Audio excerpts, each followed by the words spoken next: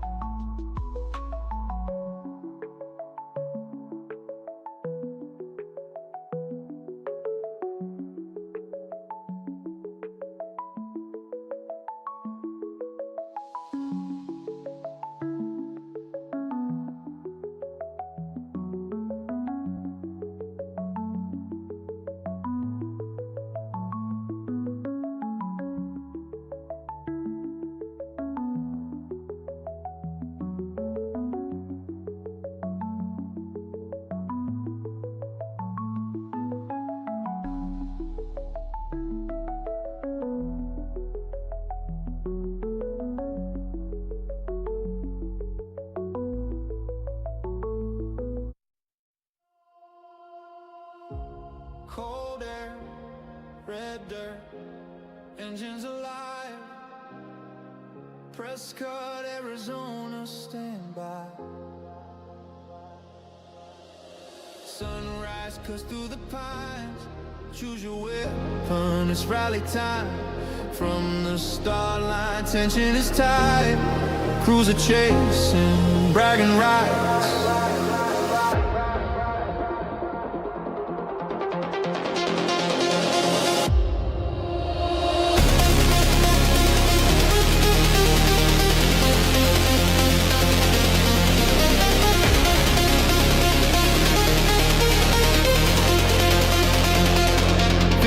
Ground shake when the cars come through.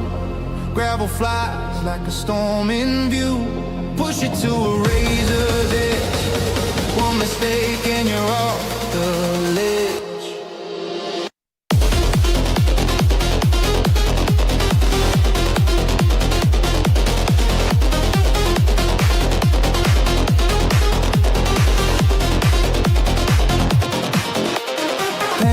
Don't lift, stay flat, rear steps out, bring it back.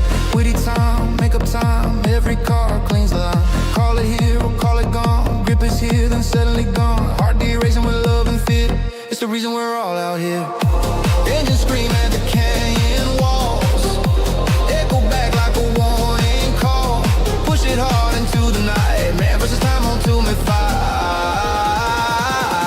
We live for the dust, we live for the fun. Chasing the edge till the day is done. From Arizona hills, final crew through. Ride not racing, brings it to you.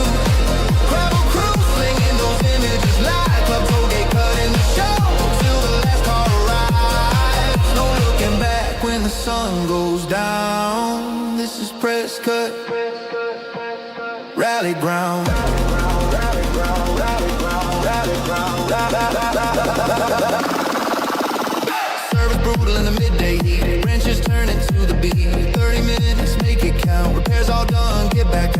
Eyes bite or tires slide. Either way, hell of a ride. Play it safe or push too hard. Truth is they're on the card. Night falls fast, light bars lit. A few more miles, winners never quit.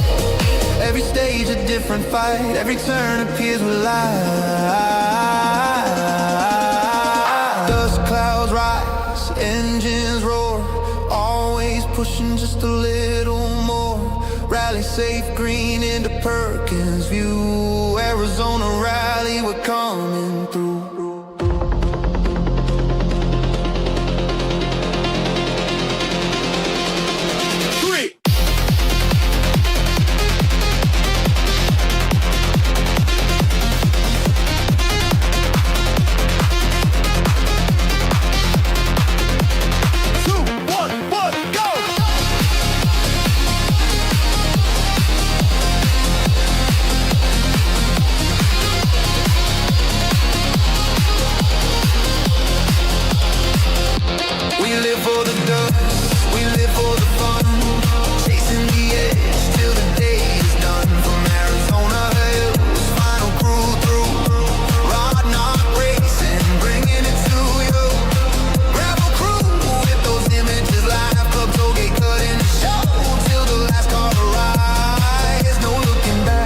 Sun goes down. This is Prescott Rally ground.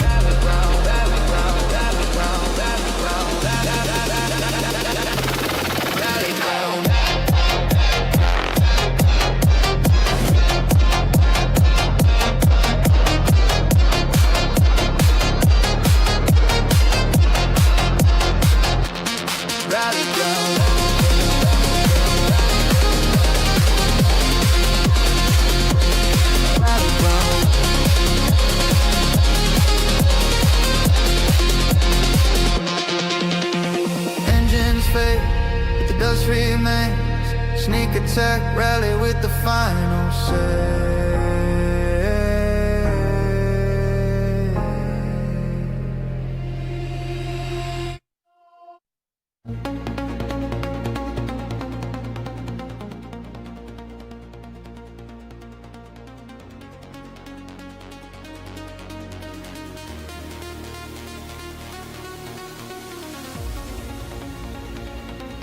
All right, Rally fans, welcome back to the 2026 Prescott Rally presented by Gravel Crew Productions. This is going to be our pre-race show for Section 2. We're going to kind of give you a quick recap on what happened this morning on the first 4 stages and a quick preview of what's to come here on Section 2.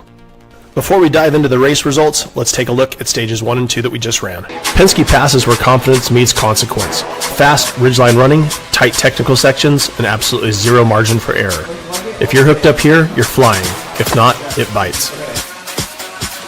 Woody Thomas, tight and technical. Narrow forest roads, constant direction changes, and limited visibility. It's all about precision, rhythm, and keeping the car clean. So this is a quick look at our overall race results right here. This is showing all the different classes, but we're going to go ahead and break it down class by class for you guys. These timing results right here are coming from Sneak Attack Rally, so if you guys want to dive in, look at them a little bit deeper, jump over to Sneak Attack Rally, and you can look at these in depth as they're happening, live timing. In the limited four-wheel drive class, Ardo and Mariela Congas stepped out to an early race lead after the first 2 stages with a total time of just over 18 minutes. Running second in limited four-wheel drive is going to be Phil Clark and Michelle Miller, just about 6 seconds off the pace. 20 seconds back from there, you're going to have Chris O'Driscoll, Lori O'Driscoll driving in third. In the open four-wheel drive class, it's going to be Michael Thomas and Crystal Lockwood out front driving their 97 Subaru Impreza. They're running about 18 minutes and 40 seconds cumulative time right now. Just back from there, about 3 seconds, going to be a second place in class. We're going to be Zachary Lord and Garrett Larson. They're also in a Subaru. And then you're going to have Elijah and Jeff Kleeman in the third spot right now. Not too far back, but putting in a great race and still in the fight. In the normally aspirated four-wheel drive class, Fritz Croy and Brooke Croy are going to be pretty close to the overall lead, just a couple seconds off actually. So they're 18 minutes, 7 seconds after the first 2 stages. You're going to have Albert Goad and Lauren Bench in the number 2 spot, followed by Sean Spring and Justin McBee. Moving on to the two-wheel drive class, we'll start with the open two-wheel drive cars, and James Veach and Jenna Veach are out front. and they are absolutely crushing it right now. Cumulative time of just under 19 minutes puts them, I believe, 6th or 7th overall amongst the four-wheel drive cars. So those two on an absolute burner of a day to start after 2 stages. Moving on to the number 2 spot in the open two-wheel drive class is going to be Brian Masqueray and Taylor Swartz, with Eric Zabala and Andrea Loria in the number 3 position. The final class to cover here for the first 2 stages is going to be our limited two-wheel drive. James Basing and Travis Harrell going to be out front rocking that Honda Civic SI. Total time 1957. Going to have Philip and Nikita Latman in the number 2 spot. Jennifer and Terry Stoneshipper in the top 3. And this class has been absolutely fun to watch as well.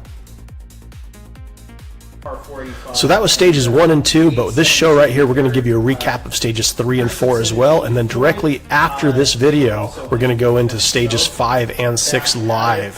So make sure to stick around for that. Let's go ahead and take a look at stages 3 and 4. Let's go ahead and take a look at the stages for section 2. Tom's Wood is a tight, narrow, and relentless twisty forest road with limited sightlines, no room to breathe, and all about precision and staying clean. First View South is fast and flowing. Open sightlines, big sweepers, high commitment. This stage is all about carrying uphill speed and staying smooth.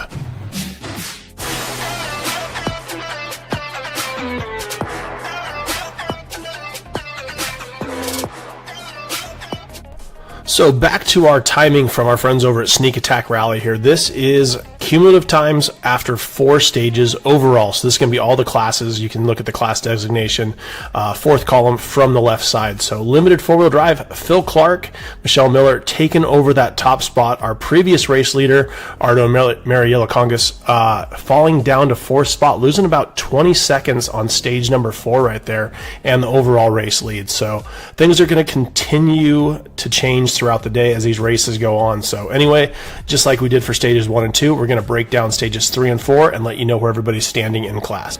So looking at the limited four-wheel drive class right now, your overall race leader is going to be Phil Clark with Michelle Miller on the notes. They're running their 2003 Subaru WRX, and they are just under 36 minutes total time after 4 stages. That's going to give them a 15-second lead over Chris O'Driscoll and Lori O'Driscoll as well. Ardo and Mary drop into that number 3 spot in class and 4th overall right now. Moving on to our open four-wheel drive class right now, it's going to be Michael Thomas and Crystal Lockwood running that 97 Impreza. They are currently sitting 1st in class in open four-wheel drive, but that's going to put them in 6th place overall on the lineup for the day. Going to have Peter and Zachary in the number 2 spot, with Elijah and Jeff Kleeman wrapping out the top 3 for open four-wheel drive after 4 stages. Moving into the normally aspirated four-wheel drive class, you're going to have Fritz Croy and Brooke Croy as your number 1 driver right now. They're currently sitting 3rd place overall, I believe, and not too far off our race leaders, only about 15 seconds there. So cool to see that normally aspirated Subaru pushing and keeping up with the big boys in the turbo cars. In the 2nd place, we're going to have Albert Goad and Lauren Bench, and then you're going to have Sean Spring and Justin McBee rounding out your top 3 for four-wheel drive normally aspirated. Switching from the four-wheel drive cars over to the two-wheel drive, it's going to be Jenna and James Veach out front right now. They are running that Lexus SC400, cumulative time of 37 minutes and 49 seconds. That's going to put them somewhere right around the 7th spot overall, but 1st in the open two-wheel drive class. Going to have Brian Maskery and Taylor Swartz in the number 2 position, followed by Eric Zabala and our very own Drea Loria in that number 3 spot. Moving from the high-powered two-wheel drive open cars down to the limited two-wheel drive class, it is going to be James Osing and Travis Harrell in that number 1 spot, running that 1995 Honda Civic SI. That's the red one with all the custom graphics on it that you all love. In the number 2 spot, you're going to have Philip Mickelborough and Nikita Lateman, Jennifer and Terry Stoneshipper running that 87 Volkswagen GTI there, sitting in the number 3 spot. So that concludes all of our class breakdowns up through stage number 4. Once again, here's a look at the overall order for you guys. Anyone you want to follow along, once again, you can go on sneakattackrally.com and follow along with live timing for this event. That's where we're getting these images from. So check that out. So that brings us all the way up to where we're at after 4 stages of racing. Jumping back in here, this will be on our live show in just a moment. We're going to show you these next 2 stages, which is Tom's Wit, and then after that one, we're going to run First View. After they complete these 2 stages, which you've already seen, which was stage 3 and 4, but now they're going to become 5 and 6 as well.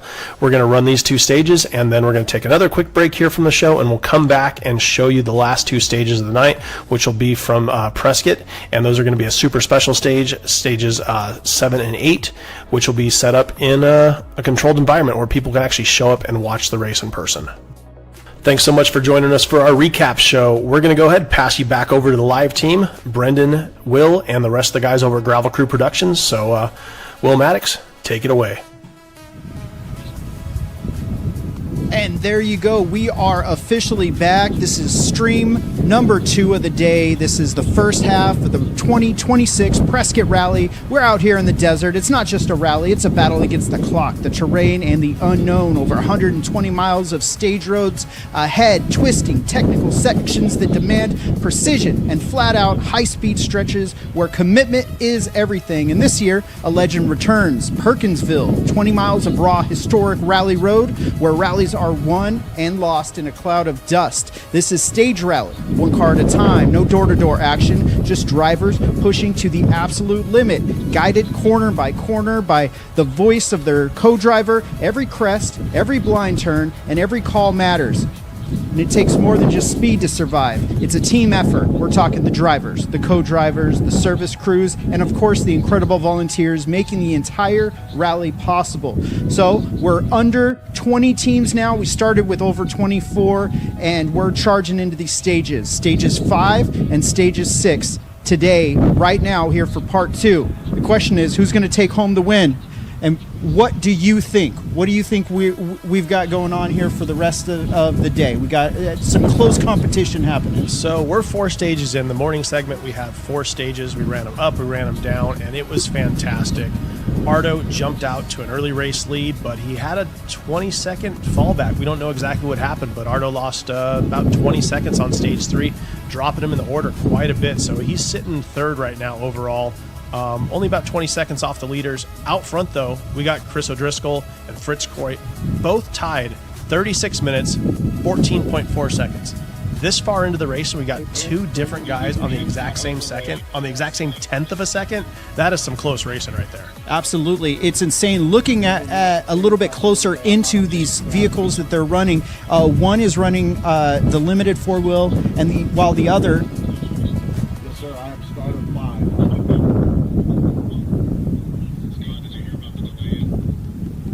Negative.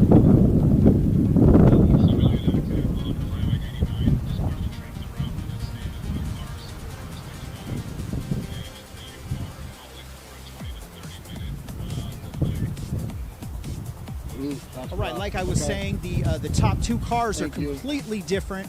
We've got a limited 4-wheel drive and a naturally aspirated 4-wheel drive car. So the horsepower is completely different on both vehicles, and it's coming down to these 2 stages, special stage 5 and special stage 6, is absolutely going to be insane. Now, they're both Subarus. They are. But what is the major difference between the 2? So these are both the same GD generation. The 2002 to 2007 Subaru WRX platform is most of the U.S. knew. We got the WRX, which was a 2-liter turbocharged car in 2002, 2003. 2004 it went to a 2.5 liter, and it held that all the way to 2007, ended the GD-era Subaru. The different car that's out there is Fritz Croy. They're running a 2.5 RS. That's a non-turbo 2.5 liter engine making about 170 horsepower, whereas the WRX in stock form made 240. But a little bit of tweaking on the turbo, a couple other little tuning things to get those things up much higher. With the restrictor plates these cars are required to run, the turbo WRX is probably right around 300 horsepower, where that 2.5 RS at Fritz Croy, they're going to be probably in that 170 horsepower.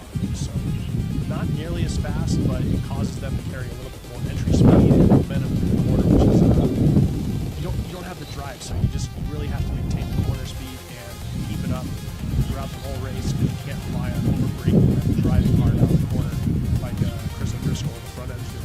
so that's how they do it. When we're talking 130 extra horsepower with the turbo cars, the naturally aspirated vehicles, virtually the same weight, but they're able to carry themselves, so they're not lifting. They're pushing a little bit harder, trying to carry some extra corner speed. Because if you look back to the Ridge Rally, we had Trent Corey out there. He was leading overall.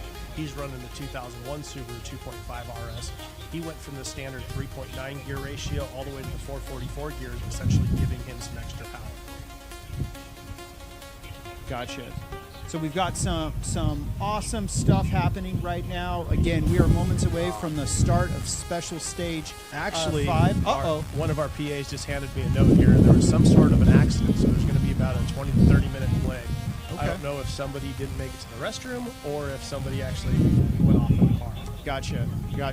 And so they're when they transit from service back to the stages, we're talking about an hour drive from where they are. They have to drive up into the mountains. I think the service is near the It's in the town of Prescott, and then the stages start on the opposite side. Earlier this morning, we started at the bottom and kind of ran those stages up and then back down. This afternoon, stages that we're going to run right now, stages 5 and 6, are actually a repeat of stages 3 and 4. So we needed to transit up the highway quite a ways and jump on the stages at the top and come back down. And it sounds like there was some sort of highway accident. It didn't involve our race cars, but due to that, it held up all the cars getting to the start of the stage. So that's going to push it back 20 to 30 minutes. Wow. I guess that's that's how we deal with it. This is rally racing. These are real people and real cars, and street legal cars. They're driving real fast, and these sorts of things happen. They got to deal with the normal grind of everyday life, because, like you said, they're street cars. They're driving on the highway to transit from stage to stage, and this is one of the things These that are happens. professional drivers making lots of money, and they're essentially on their way to work right now. There was an accident. I mean, how many times have you been driving to work, you hit an accident, you show up late? It happens. That totally makes sense. Yeah, It's because relatable. absolutely, that absolutely makes sense. Maybe we can get some in car from the guys. Yeah, there we go. We can actually see they are transiting right now. We're in the road. I can't really see much. Maybe Brendan could pull this big block off our screen for us. Let's see. There we go. Look at these guys rocking out on the way up here. Who are we looking at here? This is Ardo and Mary. Ardo, I know you can't hear me, but you need to focus on racing right now, man. He's out here having a little bit of a party. He's got the tunes cranking in that thing. And yeah, dude, you got 20 seconds to make up. You need time to put that head down and focus. Oh. Air guitar. Yeah, all right. I know what happened on stage 3 now. I don't even need to see the video. Now he knows he's in it. Both he and Mary are loving this right now. That's so interesting to really get yourself into the mood. What kind of music would you jam to as you're getting ready to start the stage? Prince. Prince, like Party Man or like Purple Rain? Purple Rain. Oh man. Because we're going to make it rain on all of them. Oh, okay. Purple. The purple? Yeah, the purple. I mean, I swear there was a purple Subaru out there earlier, but maybe I was just seeing things. Yep. There you go. Prince. Purple Rain. Oh, man. So this has been such a great start to the day for us here in the Gravel Crew Studios. We have 6 in-car cameras. I think we might have lost one of them. Who did we lose this morning? It was the blue and yellow car. The blue and yellow. Oh, the... Yeah, that guy. yes, that guy. We lost Charles Watson and Jamie right. Bellevue. Yeah, he had that damaged rear arm, left rear driver's side, but he ended up repositioning his camera, getting us some cool outside shots of the car. So we have had actually quite a few people retire from today's race. Hopefully we see them back for tomorrow. But we started with 24, and we're down to 18 cars now. Is that right? That's correct. So there's been a couple big off, or not big offs, but a couple offs that damaged cars, rendering them fairly useless for the moment. We had, who was the white car that almost went off? Do you remember that one? We showed the replay of it a little bit earlier. The 928. That's going to be Michael Thomas and Crystal Lockwood. That was a very, very close one, and I'm sure you guys saw that on our intro video 3 times because I put it in the video because I thought it was a cool highlight. It was a great shot. But man, did they get lucky. They blew out just a little bit wide, got back on the road on the inside, pulled it back up, and never lifted till the end of the stage. They were on it at that point. pushing, and I love to see that. So I'm obviously not a driver, nor do I possess those skills. So I'm curious, when these cars get out of shape, they go wide like they did, how does a driver correct and protect themselves from not going down the canyon like that appeared like they were going to do? It all just comes down to natural reactions. You say a lot of people go, oh, I learned to do this, I learned to do that. And yeah, you can know what to do, but your body needs to take over in a situation like that and react before thinking about it, because there's not enough time. He might have pulled out a little bit of a late apex there, might have come in a little bit hot. I'm not exactly sure what happened, but he came in a little bit hot, drifted out, got into the loose stuff, lost 2 wheels over the side, and was able to hammer down, let that Subaru all-wheel drive, the symmetrical all-wheel drive, if you will, pull him right back up onto the road. So now they come into the turn. Is he even considering that he's on the verge of going off, or is his mind with his co-driver slinging the pace notes, is he 4 turns ahead and well, he's a just rally pushing? driver, so he doesn't think. He just does. That is pretty accurate. And if you look at that turn, it was like a right-hander into a left-hander, and he just tried to go straight across the spot. And I don't know if he didn't see the little bit of a dip where he ended up going off there, but I bet you his eyes were locked on the other side, and even though he started going into that dip, he just put the hammer down, pulled through, and it drove him right back up onto the road where he wanted to be. And he never lifted from that point. You could just see the tires still biting, still grabbing, throwing that gravel off, and it is fantastic. I'd like to see if we could maybe pull that shot up. Is that do we still have a clip of that laying around that we could take a gander at and super slow motion, because we didn't see it enough already? It's fun. I can pretend to be the driver and talk you through this. You can read me pace notes if you want. I think it's a terrible idea. I think it's a terrible idea also, but okay, we're not going to do that then, but we'll talk about it. All right, here we go. So he's coming into this right-hander. He's pushing. The car's pushing a little bit. He tries to counter, and then he's... What's happening right there? Yo, DJ, play that back. He goes back. There it is. Here's the slow-mo. So yeah, he's pushing off the road, got a little bit to the outside, drops it in, and you can see the dirt coming off the tires, and it's still coming off. He doesn't lift right here. He's still hammering down, driving back up onto the road, getting on the line he wants to be on. And there is not a split second where his foot came off the gas. I love that. That was incredible. Why'd you do that? Because race car. Because race car. Yeah. Because race car. Because gravel machine gun. Because I like that.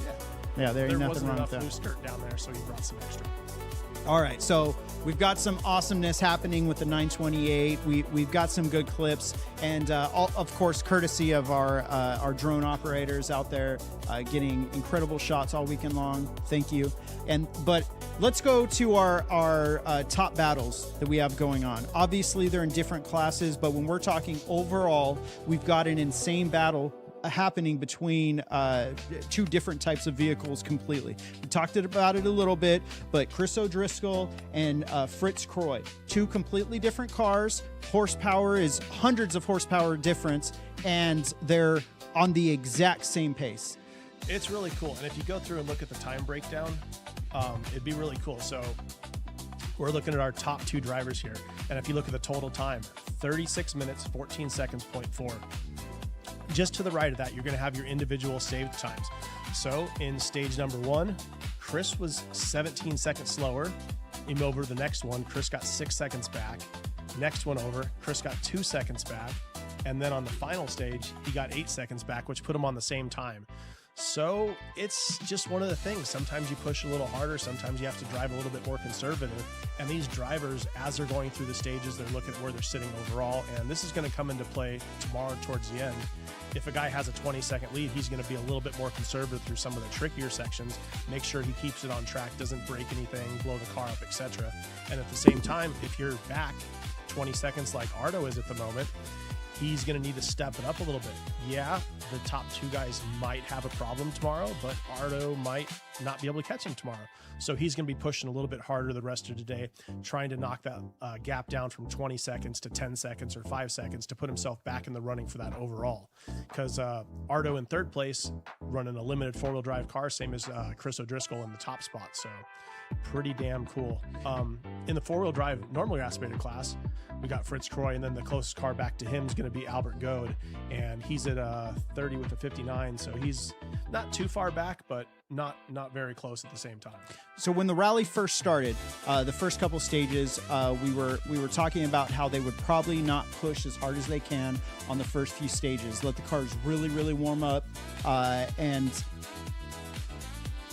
oh, here we go. Let's go back to that. Let the cars really warm up, and then kind of see where they were sitting with everybody else. Now that there's some physical sample of where everybody is sitting in the order, is this where we're going to see people push, or is that what some rally racers want to see? Is other people push harder and then make those bigger mistakes? It all depends on the exact driver and what their position is. There are tons of guys who it doesn't matter if they're way out front. They're going to hammer down. They're going to drive sideways. They're going to throw it around for the camera. It's going to be so much fun to watch. And then you get the other drivers that are a little bit more conservative, and they run a nice, tidy, clean program. Their tires last long because they're not sliding around. They don't blow the car up because they're not hammering down on the throttle all the time. It just depends on the driver. So right now we're riding along with Jimmy and Genovich, and Jimmy, he's riding that white Lexus SC400, and he is a guy who likes to hang it out. And if you watch the clips of his car, that thing is sideways more than it is straight, but he's also wanting to be out there and party. He's rocking the aviator shades. He's got his, I think he's wearing an actual like 3-piece suit with a cummerbund underneath his driving suit. Oh, really? Yeah, I don't know, maybe Marty, one of our ground camera operators, later on will catch him. But yeah, if you catch Jimmy pulling his driving suit off, he has a tie, he's got a button-up shirt, he's got a fancy jacket and pants, and I think he's even wearing dress shoes to drive in. Oh, that's hilarious. Now, something I don't normally see, the massive e-brake, almost drift style e-brake that he's got there, and I saw him pull it a few times while he's making his way through the stages. Now, is that a good thing? Because the e-brake locks up the rear tires, forces him to go sideways more. Is that more for the cameras, or is that actual function? Oh, it's definitely function. It's a great thing to be able to rotate just the back of the car versus all four wheels. So in a rally car, if you come in sideways to a corner and say you're a little bit too early on the apex, you want to extend it, if you have enough momentum, you can just stand on that brake pedal, lock all four tires up, and as the car is driving in, it'll just extend your apex. As the car stops pulling forward, it'll just continually slide past it and then get back on track. And then as far as his hoon handle or his e-brake, whatever you want to call it, pulling that one's going to help the car rotate. Did you call it a hoon handle? Oh yeah, that's what all the Drifto boys call it. I saw it on the Club Toge website page. Very cool. It's very cool. Hoon. Hoon. Yeah, Like so, that? Is that better? I think so. Handle. All right, never mind. We're going to skip that. Is that a sell point for it? That sounds good. So we just got word that now we're about 45 minutes behind. Really? That far out? Yeah, so, that traffic really got him. And so... You think these cars could go in the dirt around the accident? You think that they would. Maybe they don't have drift handles. Like they're equipped for it or something. Yeah. That's not a good time right there. I wish we had gotten this update before we started the stream here. It is all gravy. We're going to ride along with Jimmy and Jenna for a second while we try to get some updates for everybody.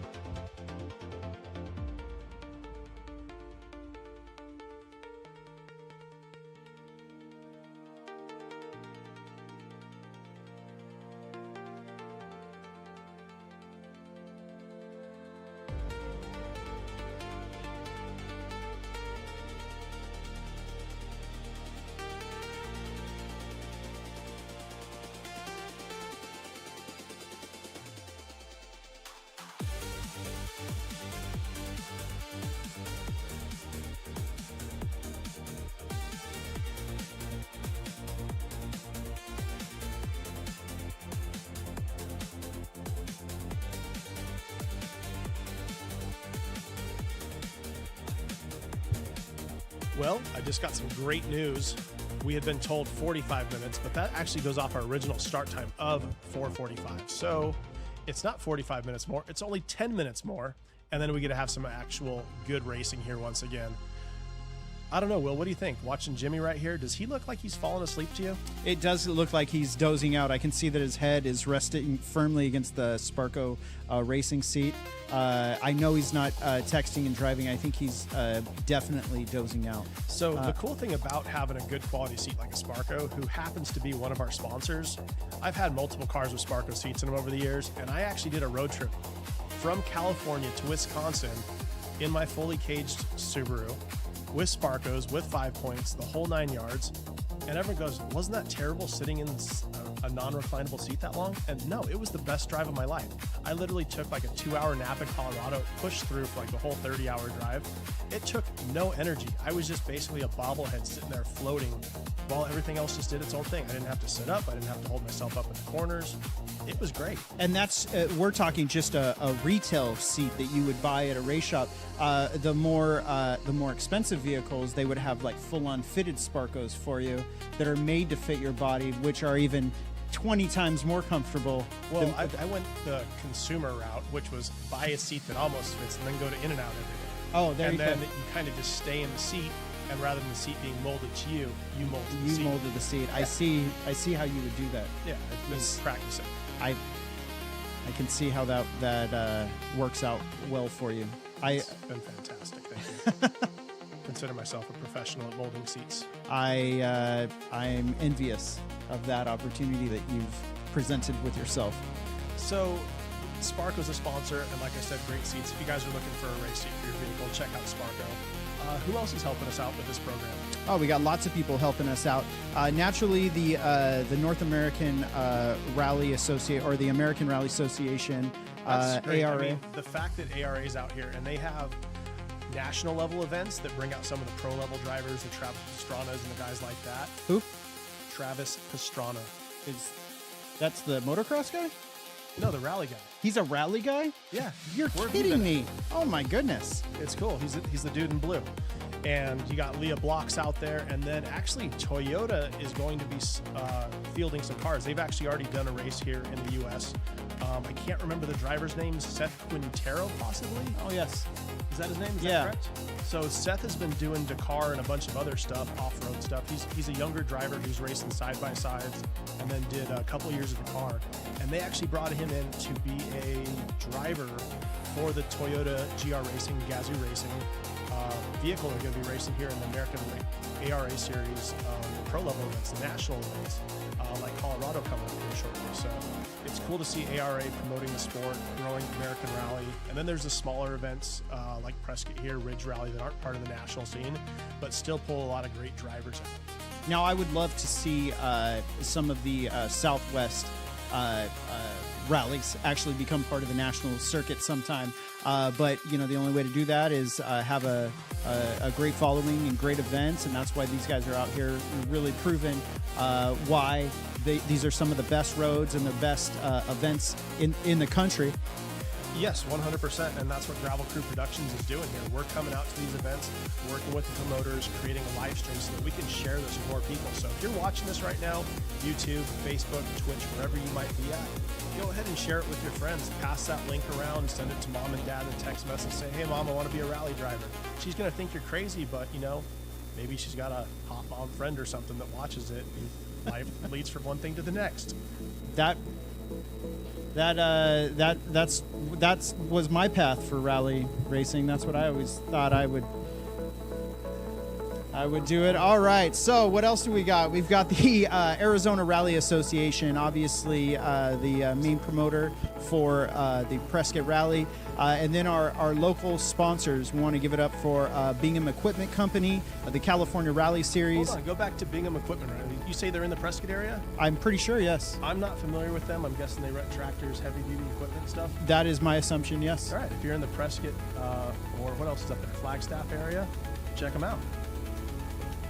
That's to the right. next- Bingham Equipment Company. We check them out. California Rally Series. CRS. That's right. The promoters for local rally crosses, and of course California's own Ridge Rally. That's the last event we were all at. One of our first experiments with this incredible way to bring rally to households across the country.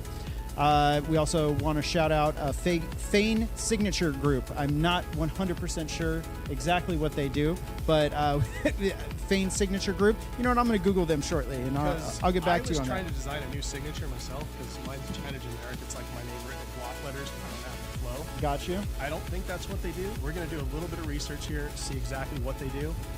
Fane Signature Group is a Prescott Valley, Arizona-based real estate developer with long histories in the area, focused on creative, diverse, inclusive, and sustainable communities through residential, commercial, and industrial projects.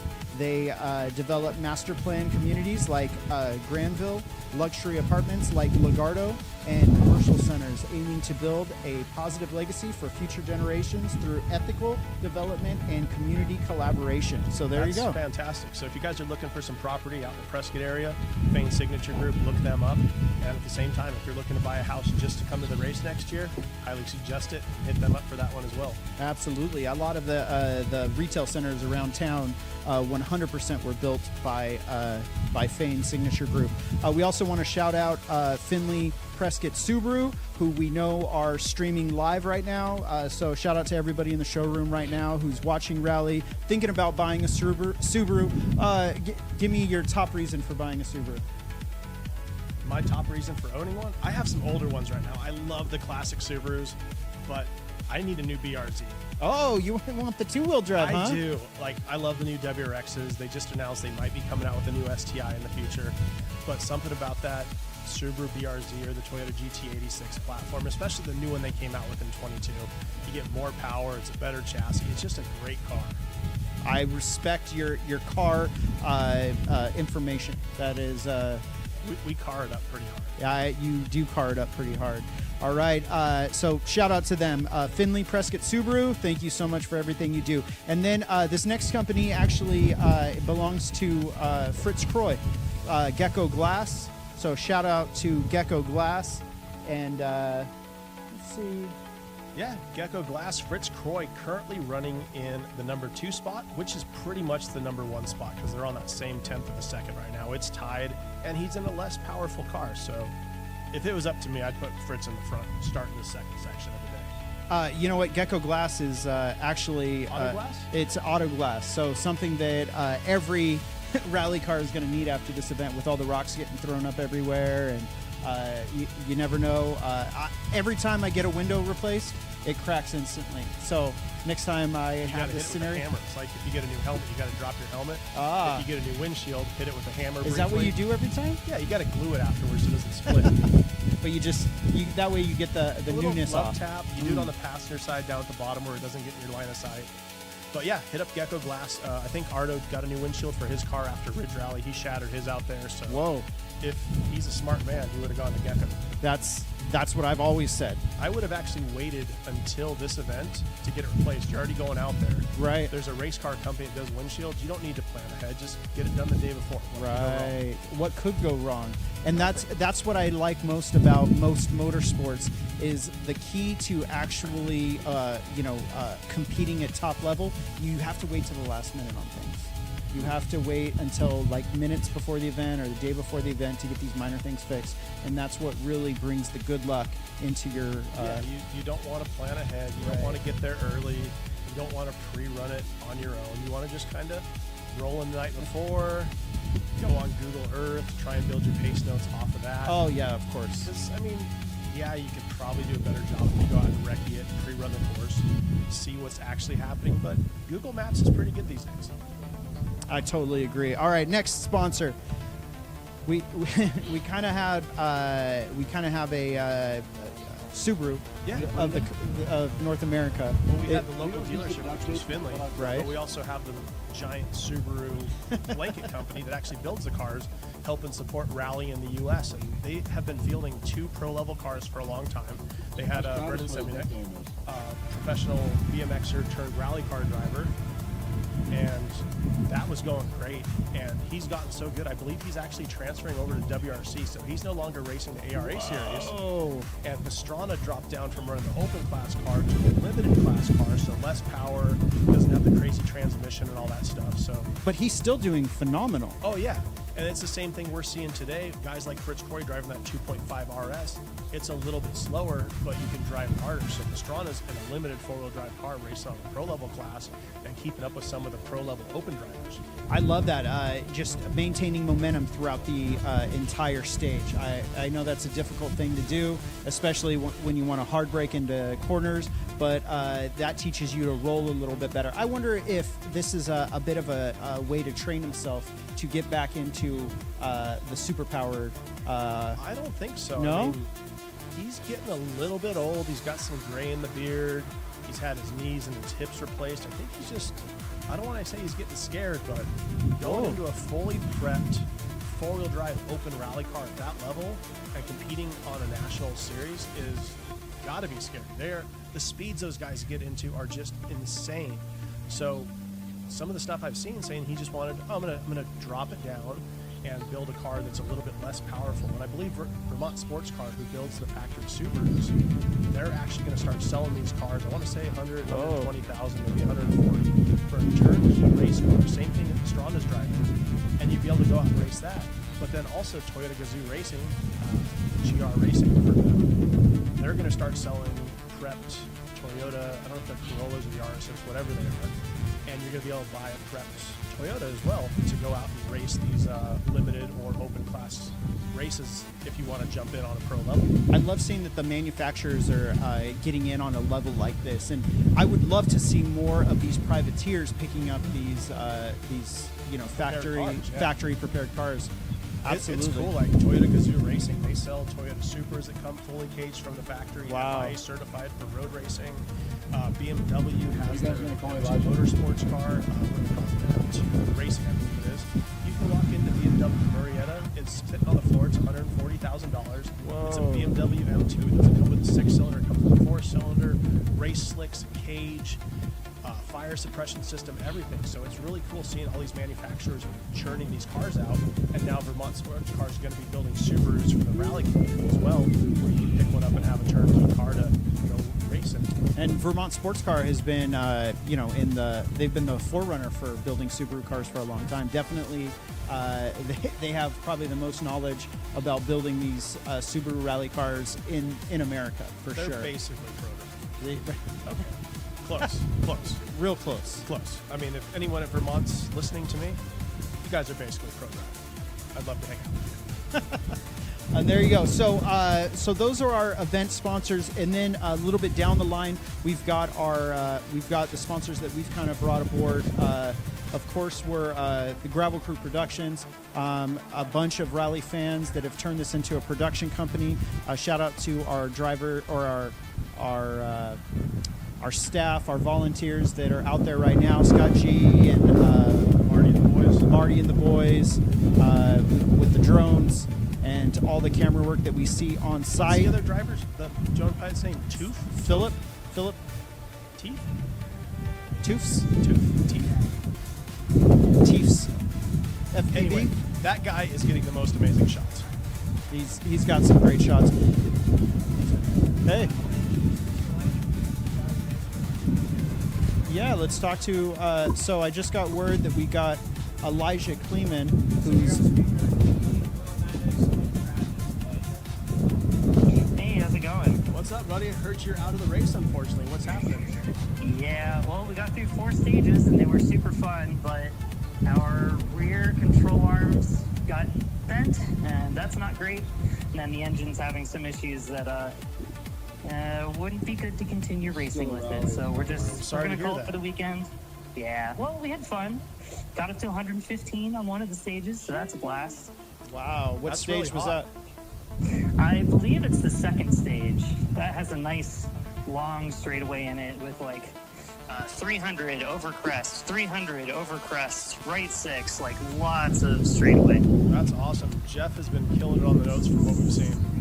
Yeah. This is our first time We've been experimenting with writing our own notes at the previous rally, and this was the first time we went through and wrote all of them ourselves, not using the Gemba notes, and it was great. We were talking about showing up a day late, not even making notes, and just trying to do them off of Google Maps. What do you think about that?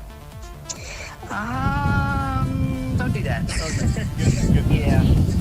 Yeah, the thing that's with the Gemba notes, the ones that are like automatically generated from GPS, they usually have like way too much detail. Like a turn that would just be, this is just a right 5. Like slow down a little bit for it, but you can kind of go through it.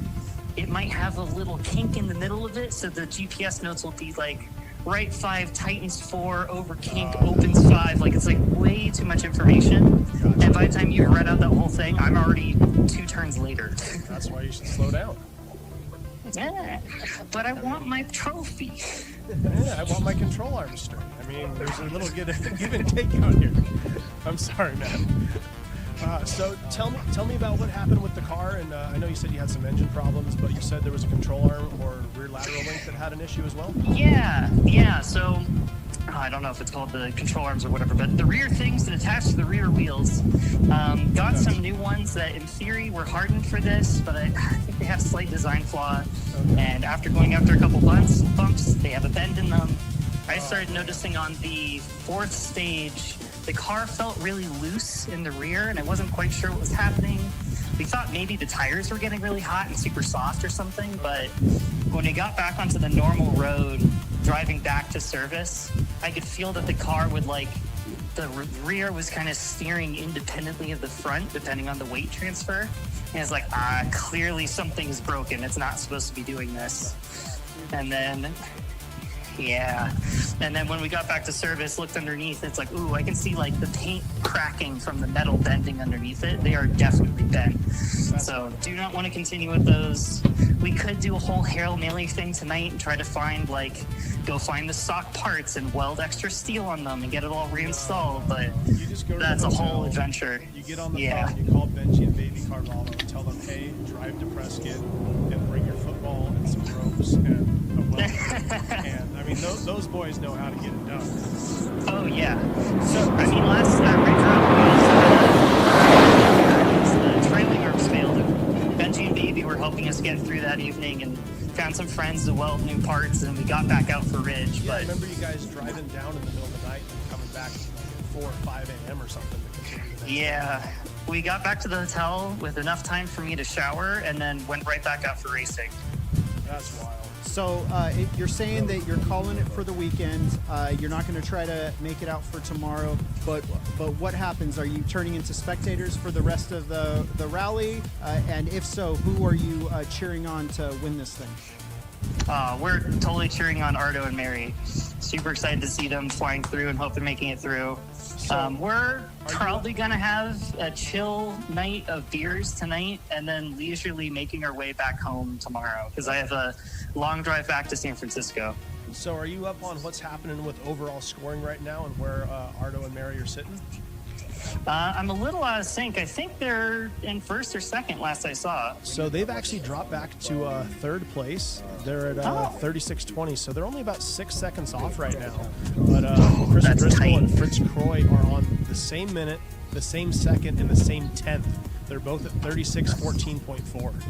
Wow. So That is so close. it is close. I mean, you got them, you got Ardo sitting in the 3 spot, you got Phil Clark, and he's like 15 seconds back from there. So the top 5 overall is super, super tight.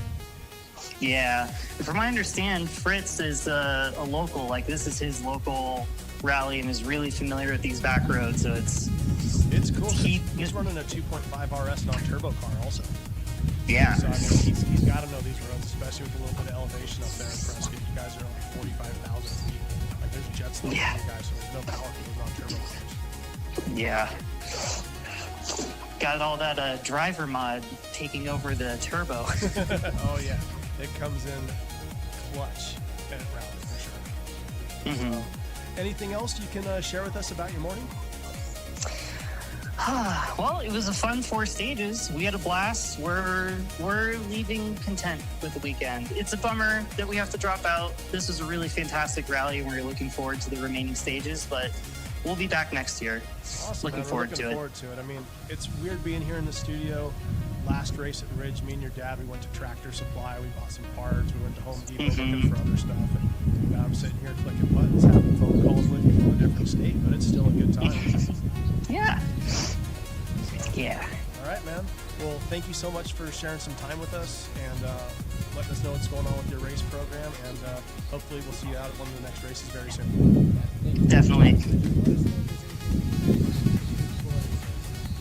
All right, there you go. That was Elijah Kleeman just kind of giving us the breakdown of what happened with their vehicle and where they're going to be for the rest of the weekend.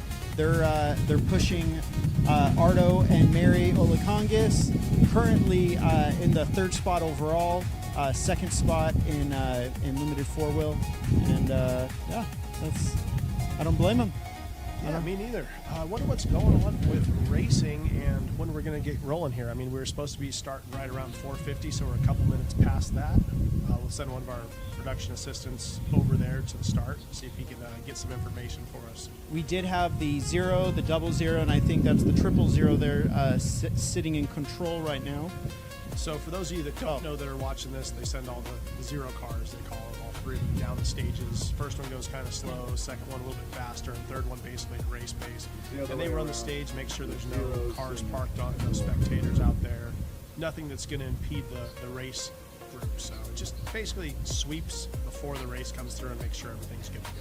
And I had that completely wrong. The 000 has run, the 00 has run, and that is the 0 car sitting right there. So Mr. Tony Chavez doesn't know that he has full control of the stream right now, as we're just trying to peer in and see what kind of awesomeness is happening inside that truck of his right now. Yeah. I don't know. What other screens have we got here, Brendan? We've been staring at this Super Duty Ford for a minute here. Maybe we got Jimmy and Jenna. Jimmy looks like I'm looking up at the multi-view cam. We got all the different streams up on a 95-inch TV here in our building. And Jimmy's getting the blood out of his hands. He's hooked onto that Sparco. Loving life right there. I think he's driving with his knees. What do you think, Will? It does look like he's driving with his knees. It looks like he's just chilling right now. Oh, there's somebody just ahead of him. He's staying out of the dust. I mean, if you can't text and drive, I don't think this is against it. Jimmy is just taunting this guy. If he could see back there, be like, I can keep up with you, driving with my knees. Yeah. I will say that doing these live streams is just as much of a game of attrition as it is to actually finish the rally. Because these guys have camera equipment on board and it gets hot, things stop working, and we over here at Gravel Crew Productions, myself, Travis, Will Maddox, Scott, Marty, we're all just running around like chickens with their heads cut off. We're having a blast, don't get me wrong, but yeah, we are just like, we're like I prepared for it this time. and live streamers. I brought a bag to put my head in. It's pretty crazy. I love reaching out to the drivers. They're always so helpful about getting the cameras back up and running for us in case anything happens. We're actually down to 2 of our 5 onboard cameras that we had prepared for you this weekend. So who do we have? We have Jimmy and Ardo? Jimmy and Ardo, yeah. We might be able to get Sean and Justin back on, but Charles and Elijah Cleveland are out for the weekend. Is Charles out for the whole weekend? Have we heard that for sure? Is he possibly That's coming not back for tomorrow? Sure. We're Okay. grain of salt. I will follow up with that, but they're out for the day for sure. Okay. I just want to give everybody a quick reminder. This is not your average racing. This is not racing. This is stage rally. These are rally drivers, and they're driving against the clock. They're against on closed roads, one at a time, with guided corners, guided by their corners by their co-driver. You're doing a great job I explaining. I felt like I knew what was happening before, and all of a sudden now I feel like I'm. There are no practice runs. There are no second chances. Hold on, just look at that right there. Jenna just passed Jimmy, one of those new limited edition Red Bulls. Are they good? Obviously, you see how well he's driving today? There are no practice runs. There are no second chances, just speed, trust, and total commitment through every run. Again, this is not your average racing. This is rally. This is something completely different, and it's unlike any other motorsport out there. So I just want to make that clear. This is motorsport at its rawest right here. It's real cars, production cars you buy from the dealership, real roads that are traveled by regular people on a daily basis. You take the car, you throw a cage in there, you put a little bit more aggressive tire on it, maybe some better safety equipment, A seats, hoon handle. belts. Don't forget the hoon handle. It's gold. That's how you can tell. That it's a hoon handle. Yeah. I saw that in Ken Block's Hoonicorn. Anyway, real cars, add some safety equipment, better suspension, maybe upgrade the brakes a little bit, and then close down some real roads, get some permits, and we are off. And that's what racing should be. No batteries that put out some power. At some point, you got a steering wheel that looks like a Game Boy. And it just, oh man, Formula One this season is a mess. I used to really enjoy it. I'm struggling, but Are you still trying to enjoy it? It's just not doing it for you this year. I try to. It's been going downhill. But WRC is so much fun. Old school DTM, BTCC, British Touring Car Championship, all those 80s videos, those are my favorite. And then if you want to watch modern racing, Australian supercars. You ever watch that Australian stuff? supercars are the business. Australian Yes, D8 absolutely. supercars. Yes. That is racing right there. 100%. Door to door, no runoffs, rubbing walls, stuffing the nose in. I'm really stoked that that American Rally is becoming more viewable. I've loved rally racing for a long time, and it is really cool to watch American Rally drivers. But we don't really have that option when we're talking about WRC. So our American Rally drivers are definitely more viewable now. From Leah Block to Travis Pastrana, Brendan Simsek, who is now going to WRC. I believe. I think so. Okay, that's He's kind of topped out on the America scene. He was dominating. he dominated. He's crushed it. The guy is so talented on a bike and a car. Kind of like Travis Pastrana. That's a thing. I wonder what the crossover is. Is it just being one with your vehicle type thing? What is? You go from 2 wheels to 4, so it can't be that hard. And you have someone sitting next to you telling you where to go. Kind of like driving with my wife. Yeah. I'm not going to touch that one. Anyway.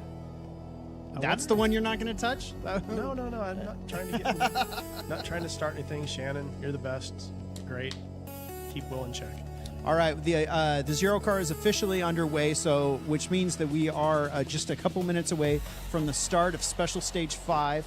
This is the second running of Special Stage 5 or of Tom's Wit 2. The second running. This is a 7.59 mile stage. You could call it 7.6 if you want. No, it's 7.59. You said 9.5. It's 7.59. If you say so. I don't know. I haven't actually been out to this stage before.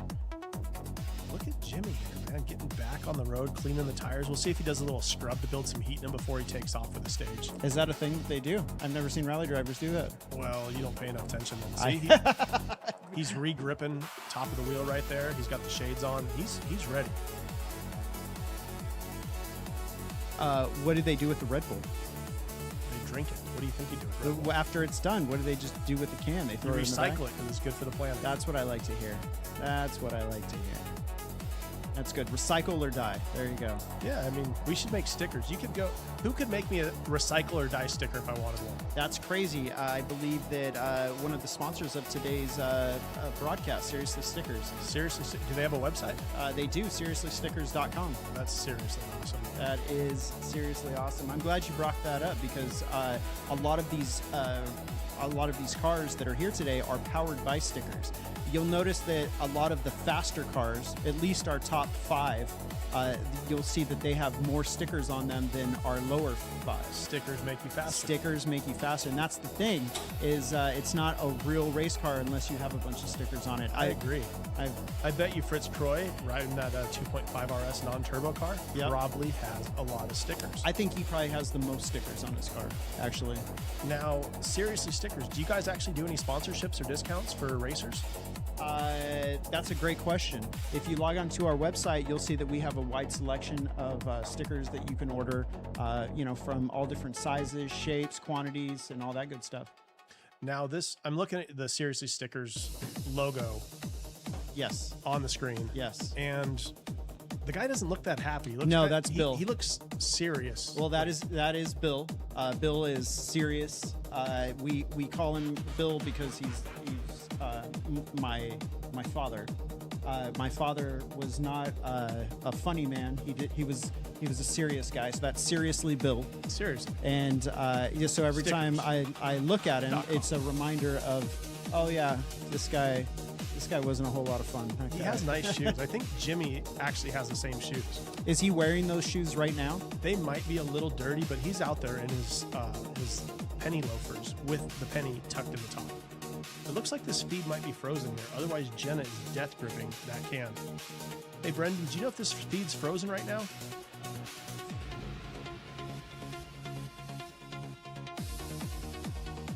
Well, that is just terrible. They must have turned the car off. Look at Bob walking down the road. that's I mean, Bill. That's Bill. Bob, whatever. It's your dad, not mine. That's Just strutting down the middle of the race course. it is a Rhino USA. These guys make tie downs, I believe, and straps for really? securing vehicles. They donated some stuff to the Ridge Rally for our racers for the prizes. It's Oh pretty wow! cool. You know, that's something we haven't talked about. There, a few companies have donated products for the rallyists. The rallyists. Once they, okay.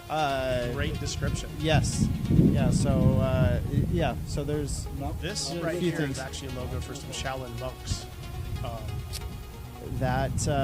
You can tell it looks very knifey. That does kind You of can look tell. like. You can see the C and the T with the camera at the top of it. It means they filmed their fights. Is that? Oh, that's the logo from Toge Club. the Toge Club. SoCal drifting and other motorsports event. Club Toge, if you want to check them out, they just had a cool drift event at Apple Valley Speedway last weekend. Did you go? I did not. I was busy riding dirt bikes. Two wheels. Trying to get better at dirt bikes so that I can race rally cars professionally someday. There you go, and there we go. Baja Designs. They actually make a really cool product for rally cars. Lights. Lights. Yeah. How cool is that? They enable you to be able to see better at nighttime.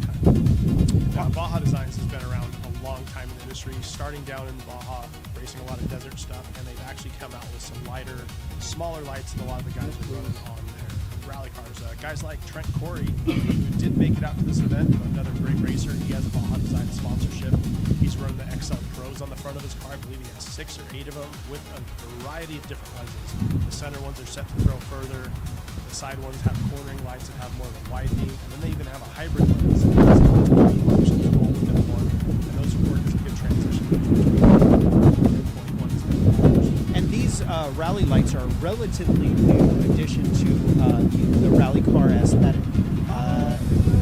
No, these specific Baja lights, like within the last 10 years, these lights have started to appear on rally cars because otherwise they used to have the pods. Big the halogen big, bulbs. yeah. Now they're going down to smaller light bars almost. I don't like them. You don't like the look. You miss the pods. I do, man. You go back to like 2002, 2005. They had those big light pods on the hood that you couldn't see over and blocked your view of the corners. They did look mean. When men were men. Back in 2002 is when men were men. Yeah, things have started to transition these days to something else. I gotcha. I'm picking up what you're putting down. Well, there we go. Baja Designs. You know, they make an amazing product, and we're stoked to see them on so many vehicles. And once we get to the special stages, we're going to see more of those on the Night vehicles race. During the night race, the super special stage. All right, Believe Cam. I feel like he's been flashing that logo in front of us. Believe Cam is our drone operators out there. They're all part of that company. And these guys go out, they do live streams for all the big events. They have contracts with energy drink companies. They do the big desert races in Southern California. I've seen them flying out to Florida, all around the whole world. The guys at Believe Cam, if you're looking for drone coverage for your event, these guys will get it done. All licensed FAA pilots. They know what they're doing. Believe Cam, look them up. LZ Autosport. This is. Oh yeah, I see that LZ Autosport, but it starts with an R. It says Rally Sport. My bad. They've got Bill driving, so it's LZ Rally Sport. This company is Ardo and Mary Olakongis. This is their thing, and along with Rodnock Racing, this is they are some of the presenters of the California Rally Series, the Ridge Rally, and of course they do several different rally crosses all around Southern California. Yeah, and their family owns a few different companies, and they are a huge, huge supporter of this. Just not their time and energy, but they actually fund some of the stuff to get the volunteers out here, people that need to come work. pay for the permits, and just make sure everything is going. So LZ Rally Sport, great little company there. Oop. Oh, they Cone in the road time. the cone in the road time specialty mowing surface. But back to LZ Rally Sport, I just want to mention the Olakongas. They brought Take me to the candy shop. they La Zamarana candy, yes, but also they brought their little puppy out there. So Charlie, the rally dog, is hanging out with them when they're back at service and whatnot. So Always good to have a cool dog at the pits to hang out. and I got a cool dog here. Thanks for hanging out with me today. What's I up, really dog? appreciate it. Bam. All right, specialty mowing services. They've got some really cool Oh my God. mowers. It seems not appropriate to say that they're mowers due to the technical aspect of what these things do. These things come in on the side of a semi truck. There's a guy with a remote control panel because the hills are so steep these go up on. There's a huge hydraulic arm that goes up the side of these embankments next to the freeways and wherever they're hired to go. They do fire clearing. All their units have fire suppression systems built by professionals on the units. So if they clip a rock with one of the blades and it starts a fire, they have all the fire suppression stuff so you don't have any issues putting the fire out. Did you say they control these with remotes? Yeah. They're RC vehicles? Some of them are. So it's wild. I mean, you can see kind of in the logo, there's a tractor here, and then there's a big arm that comes off the back, and it's got the little mower mowing down the specialty part of the logo there. Cute. And yeah, some of the stuff, some of their tractors they have, you actually get in and drive them, and other ones, there's a big, tall, lanky old guy with a gray beard. He stands on the side of the road and drives this little RC thing. Like, the guy used to play with remote control called rock crawlers, and now he's driving full-scale, full-size real tractors with a remote control. Amazing. All right, who we got here? Real functional cars, RFC Auto. That's awesome. That's a great logo. Yeah, RFC this is Auto. Chris Tusso's company. Chris has been involved in rally for, Opie? yeah, Opie Chris. No kidding. Yeah, our thoughts go out to him. He's doing all right now, but Opie, if you're watching this, I'm sorry the narration's terrible. I hope you're enjoying it, though. But anyway, guys, real functional cars, RFC Auto in Marietta, California. These guys build and race. They used to do prep for some of the top drift teams in the country. I think Opie still might work for them, Chris. And then even back when Tanner Faust and some of the other guys were running the Rockstar Subarus in the mid-2000s, Chris owned RFC Auto as a crew chief. That's right. It was who were those drivers? Tanner Faust and Chrissy Beavis back when they won X Games Gold. Yep. That was a pretty awesome scenario. And then Andrew Pinker and Robbie Durant, they run the stages, and they darn near picked up a championship that year. So Yeah, so Chris is still doing the stuff. He was a Subaru Master Tech at the local dealership for a long time. He knows Subarus better than anyone. He builds transmissions, he builds engines, he does everything in his shop there in Marietta, California, RFC Auto. Check him out for any race use or any just regular day-to-day Subaru use. I know, I use it for that. Absolutely, that's right. absolutely. Now, Use your words. earlier we talked about how the, Hold on, stop. I know the I first see a cars race come in. car. Yes, it's happening right It's now. happening. Rally cars are here, and so things are about to happen. We've got Rally Innovations on the screen right now. Gravel Crew, one of the Gravel Crew members, actually he made a Hot Wheel, a real Hot Wheel that's sold in stores. There's several different iterations of it, and the guys down at Rally Innovations were kind enough to turn it into an actual full-size replica. You go back, the guys at Rally Innovations, they've been coming out and racing with Gravel Crew from when we were doing our own events back at Tombstone. That's right. John and the crew there, they make all sorts of cool products. They make light pods for different vehicles. I had them on my GD Subaru back in the day. I keep seeing them. They have this little sneak thing for the Ford Maverick truck that they're going to have some Baja Design light pods for that thing. I sold my Maverick because they never came out, but if they come out, I'll definitely pick up another one. But guys, Rally Innovations, all sorts of cool parts. Check them out, light pods and just other neat things for street cars and for race cars. So we've got the first car sitting at the beginning of stage 5 right now, and which means that we're within a 3-minute increment of these cars actually launching and us starting round 2, part number 2 today for our coverage. All right, so we are momentarily, we're gonna figure things out here.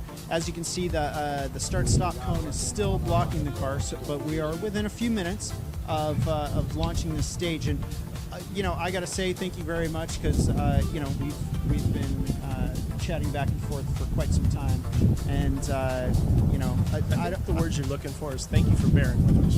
Thank you for bearing with me. I don't know how you keep your lips running, but you do, and I'm grateful. So thank you very much for maintaining. The show must go on. There we go. So we are at the start of Tom's Wit. This is special stage 5. This is the second running of this particular stage, and it is a 7.5 mile stage. And you know, are we able to go back and see how they ran this before? So the first running of it, stage 3. yeah, special stage 3. So let's see who won the first time. It looks like we had Chris O'Driscoll. Actually came in. That was his stage. Yeah, 7:15.3. Nice. So Crushed it. are we looking? Obviously, there's some temperature differences. But everything else is pretty much the same. It looks like the sun is a different placement, but I think they're running. The sun's actually in the same spot, but the Earth is rotating. I'm not going to argue with that. That was accurate. He's some sort of physicist or something. That was. Why? Yes, I am. That's why I do rally commentating on the weekends. That is. And Fridays. The sun is in the same spot. But I mean, not technically. We are traveling through the galaxy at 780 million miles an hour. Okay. Anyways. Anyway, to answer your question, due to the rotational pull of the Earth, they're going to go faster this time. That's what I'm expecting. So 7 minutes, 15 seconds. They won that stage outright last time, but I think he's going to go 7:10 this time. He's going to pull 5 seconds of it just because the Earth is rotated and now it's more downhill. All right, so it looks like actually we were wrong. Chris and Laurie O'Driscoll did not win that stage. It looks like the stage was actually run by Phil Clark and Michelle Miller with a 7 minute and 6 second time. So that it was substantially faster, almost 9 seconds faster. So are they looking to repeat it? Are they going to slow down a little bit? They're currently sitting 4th overall, while Chris and Laurie O'Driscoll are you know, currently leading the event. Well, they're not leading because they're tied with our local, our Prescott local, Fritz Croy and Brooke Croy, in the naturally aspirated Subaru 2.5 RS. That's right. Not bad. Also, you can use Let's go back to the cars. I'm sick of looking at these numbers. They make my head hurt. I don't know the exact term of the big tall orange cones. They used to stop be called cone? donkey something, but it's gone. We just need to get the rest of the guys out there. We need Marty with his camera showing us up close. All right, Chris O'Driscoll and Laurie O'Driscoll are moments away from the start of this thing. Okay, they're going. What's going on in the chat? Oh, hold on. We got cars on course. We are a rally.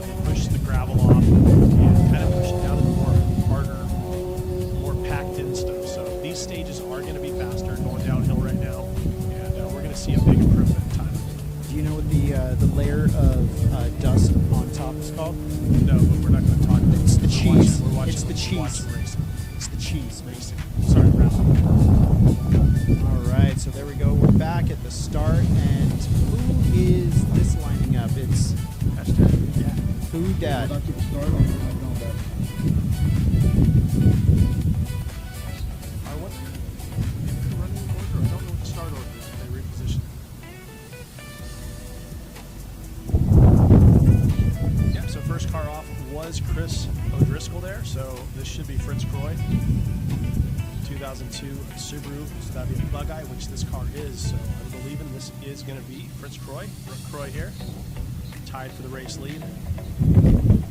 Tied to the second, to the millisecond, tenth. to the 10th second. I don't know about to the millisecond. Shows tenths.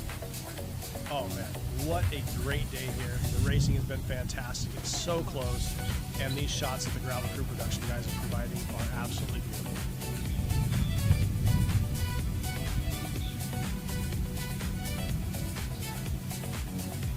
There we go. And he is off and rolling. That car just looks beautiful.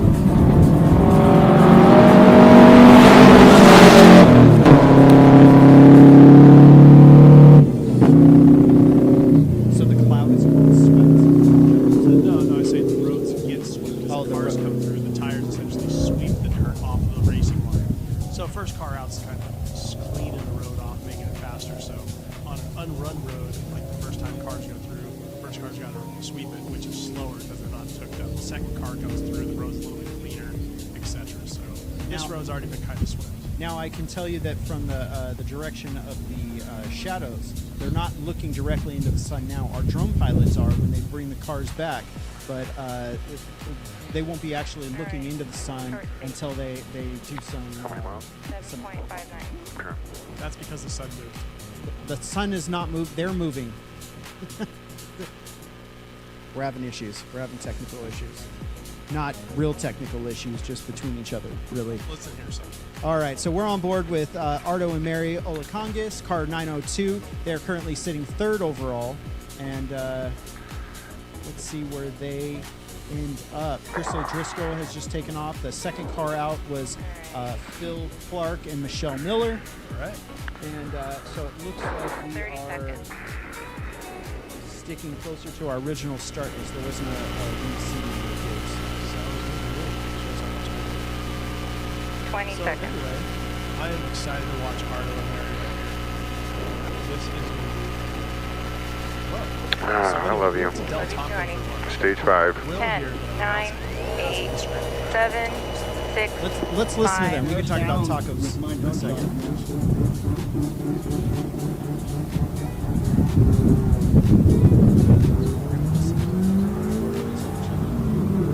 They're on.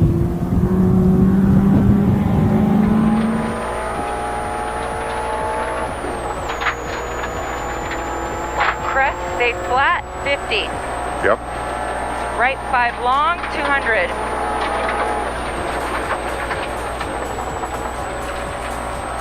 Left 6 long, 100. Crest, stay mid, 300.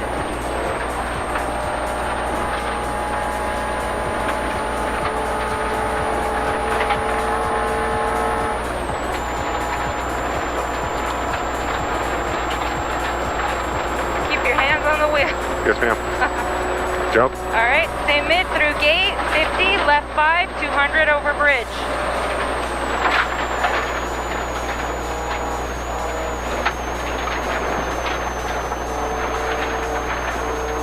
Left 5 into right 4 long.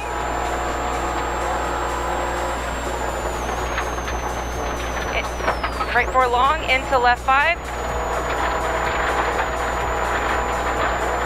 Crest, stay right, immediate right 6 short, into caution, left 5, tightens 4.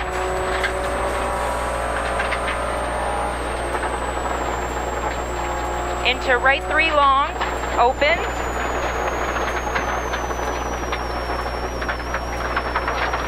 Into left 4 through dip.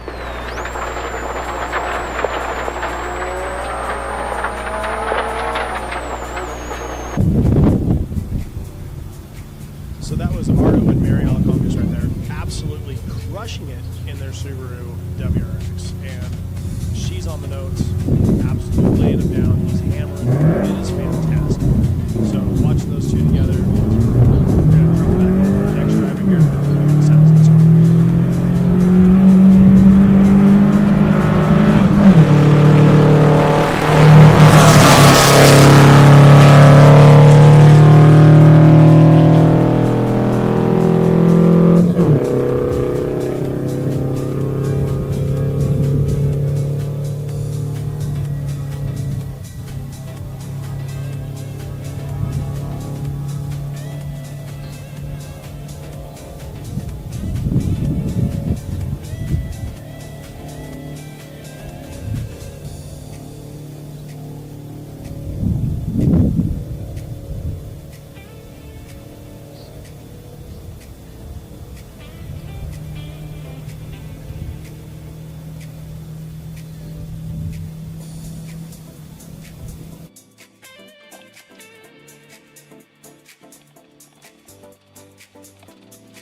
cool he drives out here to do this.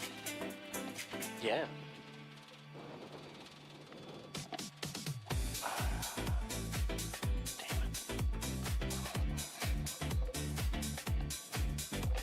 Not get your door.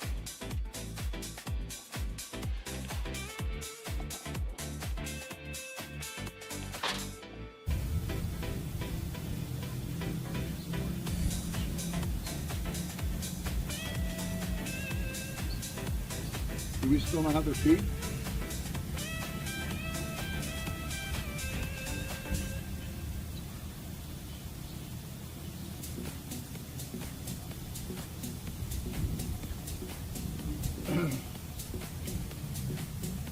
You really need to work on communicating.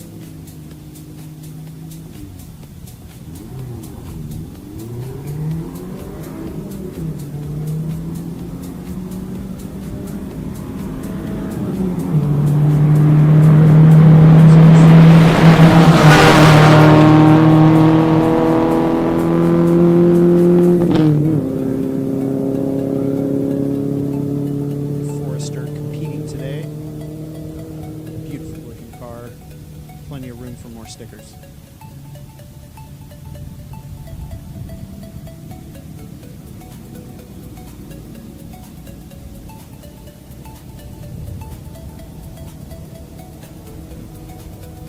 Right, so we currently have 5 cars that have started. We've got 1 car that has finished. Chris O'Driscoll and Lori O'Driscoll have finished the special stage with a time unofficially of 7 minutes and 21.2 seconds. So that is 6 seconds slower than their first running of this special stage. We're going to see how everybody else compares to that. Through gate 100. Don't let up, don't let up. And then? Right 5 long, 100. This is the right 6 through gate. No, it's not. That's a right. That's Right a 5. 5 long, 100. Okay, yeah, you're right. Left 5 over crest, stay in, open, 200. Left 5. Left 5 over crest, stay in, 200. Left 5, tightens 4. Into right 5, 50. Gonna get loose again. Yep. Left 5, stay in, into right 4.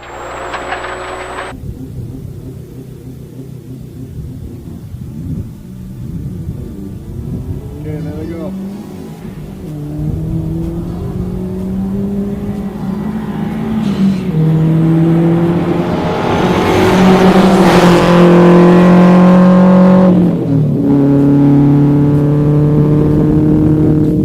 All right, we're currently sitting along with Michael Thomas and Crystal Lockwood.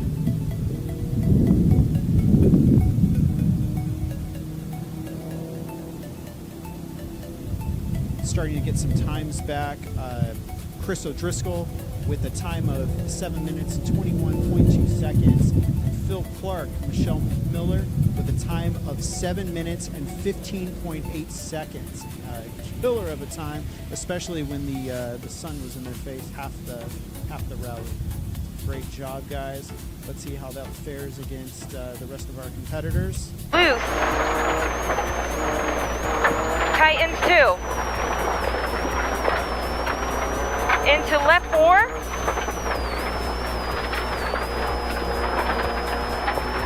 Into left 2 long. Tightens. Into right 3. Over finish. Holy moly. Good stage. Oh, that was tough. Was it? That felt pretty good to me. Yeah. That was hard. So right now we're listening to Ardo and Mary talk about the pace notes and the stage that they just completed. And their time just came back. Ardo was satisfied with his run. Mary seemed to be a little concerned about it, and with the time coming back, they are currently set the third fastest time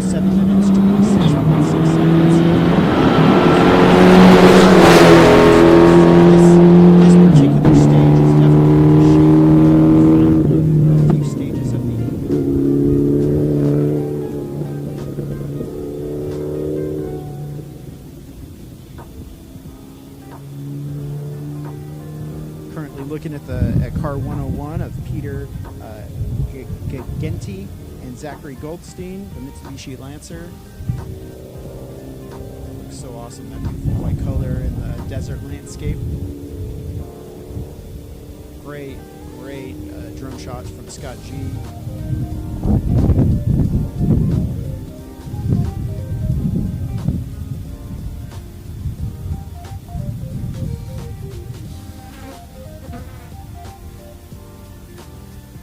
Stay on it.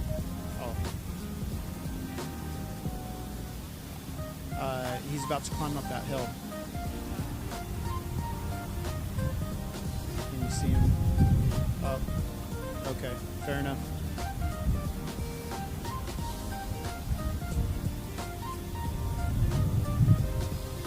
Drone has to land.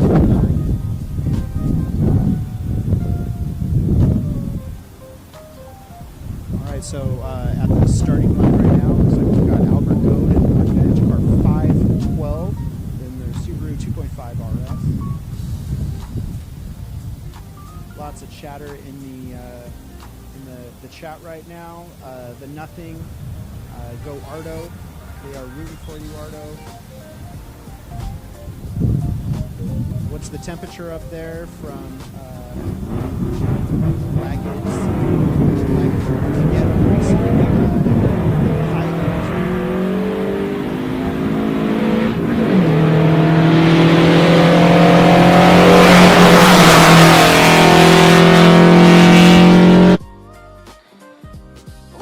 Albert Goad and Lauren Bench, again, car 512, their Subaru 2.5 RS, looking insane. Now we've got Jimmy and Jenna Beach, currently our two-wheel drive leader, looking like they're sitting 7th overall. One of our favorite cars to watch. They've always got a good dynamic Minute inside and 20 the car. seconds. And I'm going to let you guys just kind of listen to them as they do their thing. Perfect. Thank you much.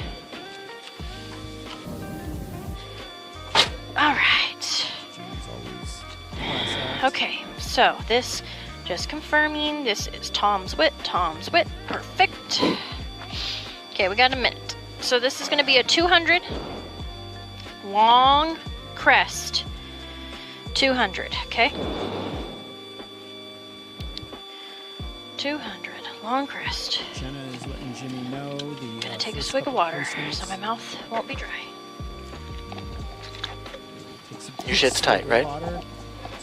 My shit is tight. My shit is tight. Everything's good. Interesting to see what happens. You gotta admit, it's a different view. Okay. I'm doing a little more. Yep. All right. 15 seconds. 9, 8. Okay, drone's back up.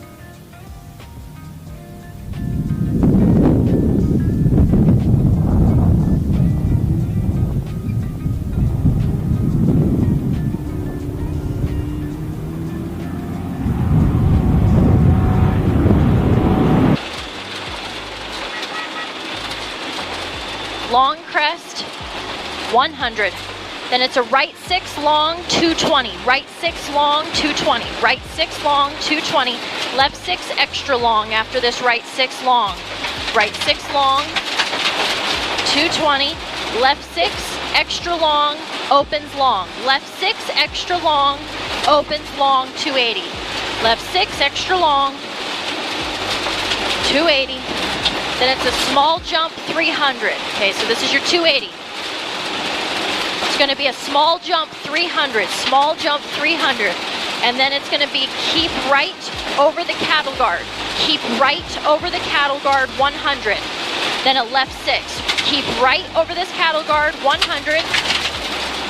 Left 6 long, 140. Left 6 long, 140. Tarmac over bridge, 80. And a left 5 into a right 5.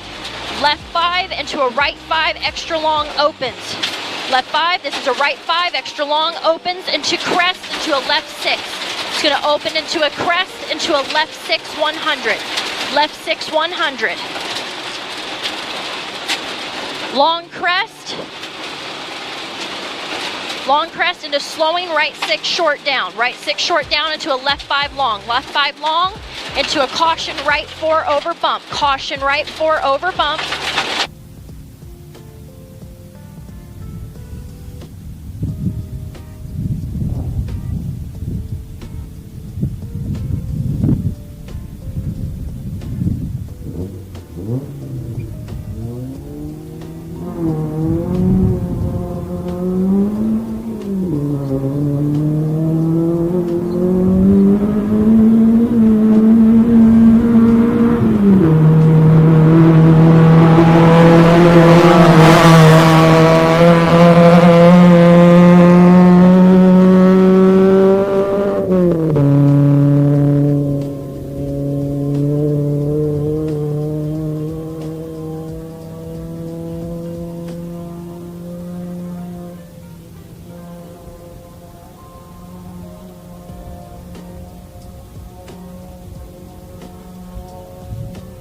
All right, with the bird in the air, we are currently checking out Brian Maskery and Tyler Schwartz in the Toyota Corolla, a beautiful A86 rally car. This thing is a 20, 40-year-old rally car right here. Big deal. She is a ripper.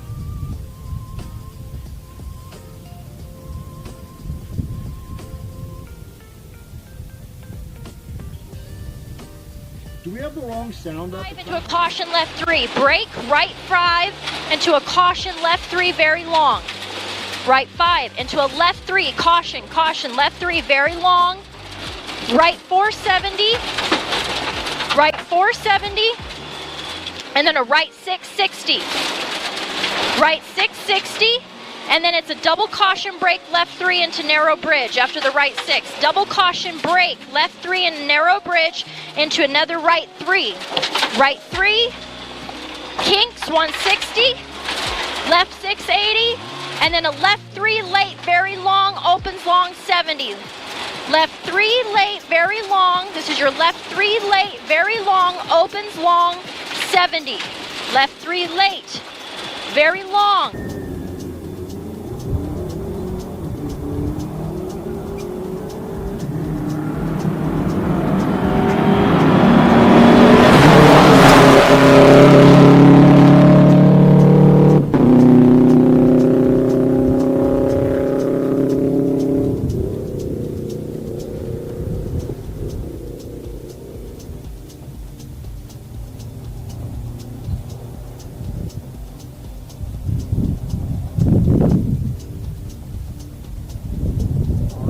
Watching the car sling up the dust.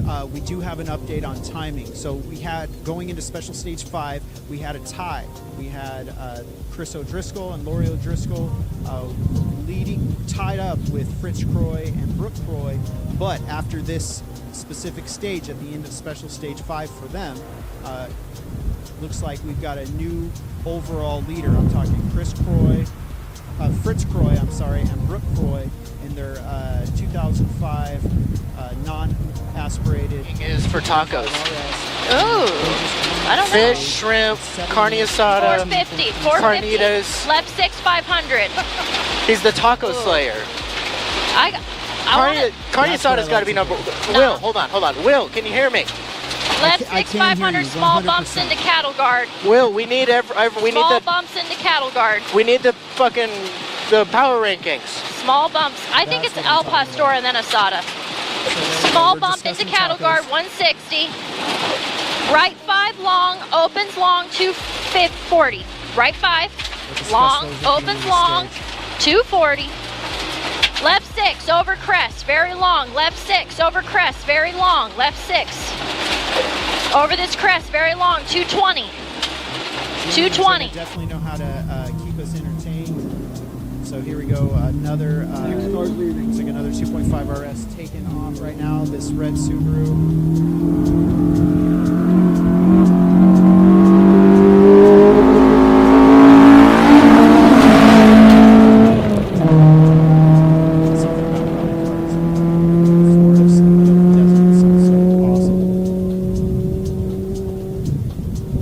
So like I was saying, we have a new race leader, and surprisingly, it is a naturally aspirated vehicle. Fritz Croy, the local, the owners of Gecko Glass out there in Prescott.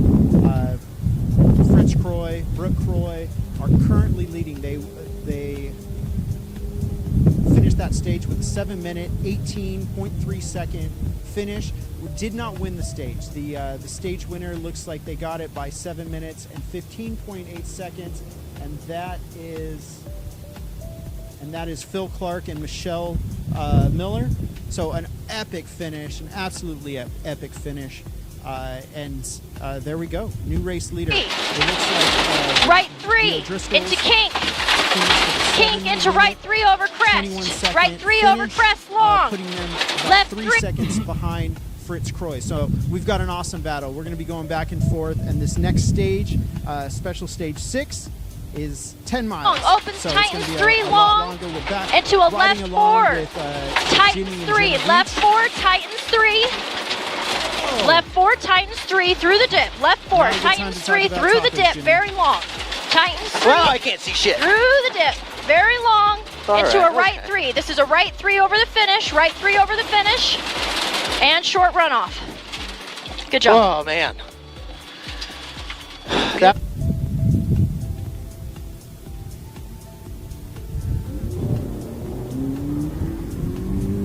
Next car standing.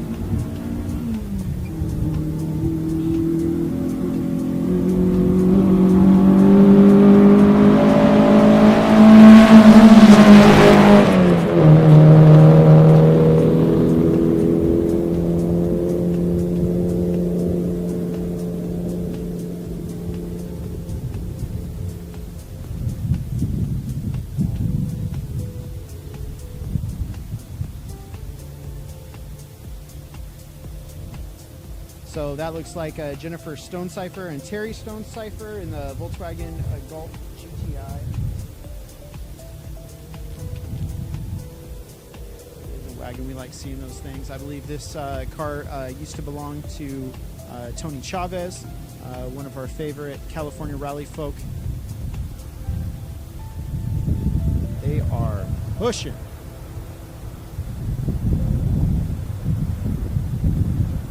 Just a couple more cars left in the starting grid. That was crazy, dude.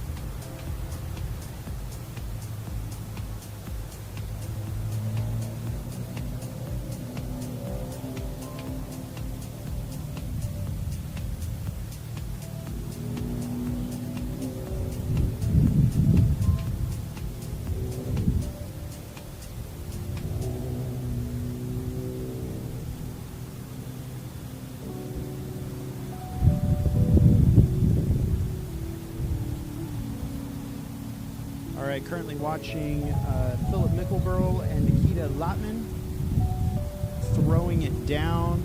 Beautiful shots from Gravel Crew Productions. I want to see them climb that mountain. They are so far away. Yeah, I don't blame them.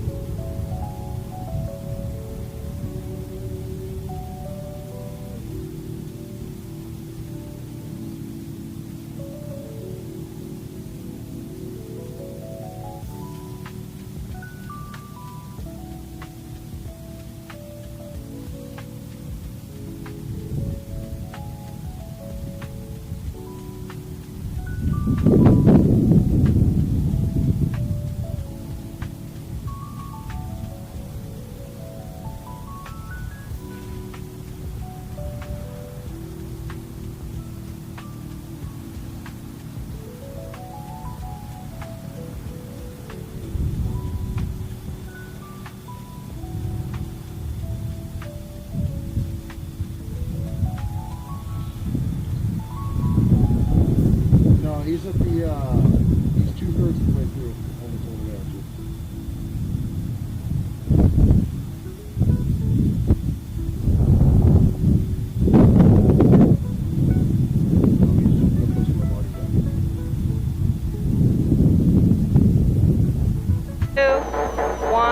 Start 300.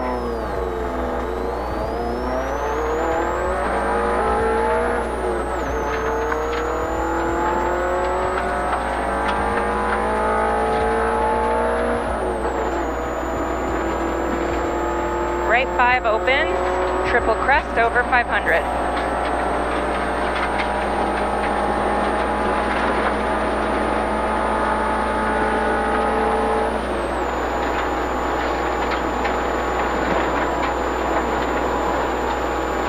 Left 6, tightens 5, tightens, opens over crest, 100.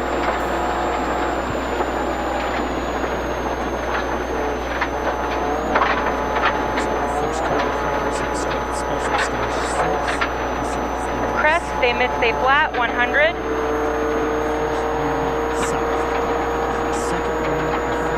Right 5 through gate, into crest, stay left, 20.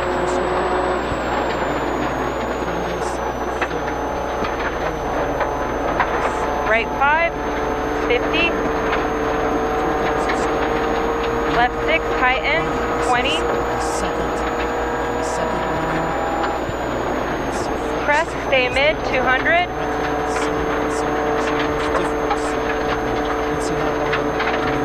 Push it, push, push, push. Oh, I'm flooring it. Brake, crest, immediate, right 5 at sign, through gate, 50.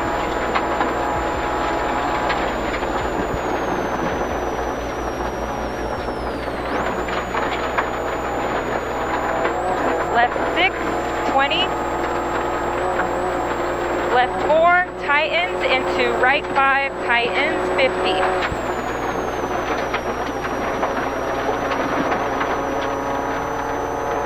Left 5, 20.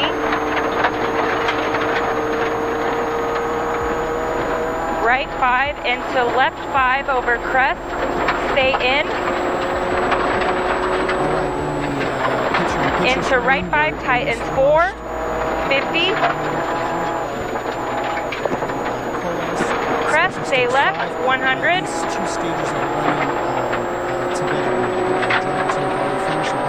Left 6, over crest, into right 5. Left 5, into crest, stay mid, 20.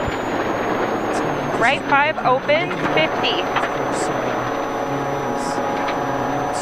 Crest, stay left, into left 5.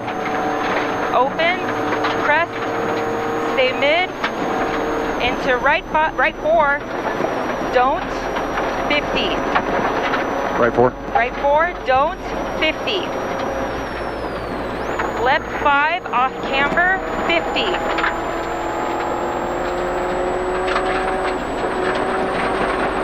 Right 5, tightens, into left 6, over crest, 100.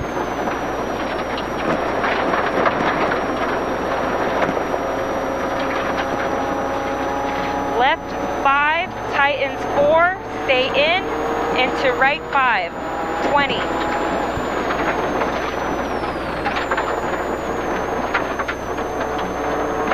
Right 6, over bump, 50.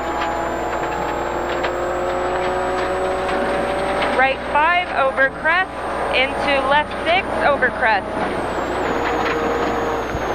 Stay in, over crest, opens long.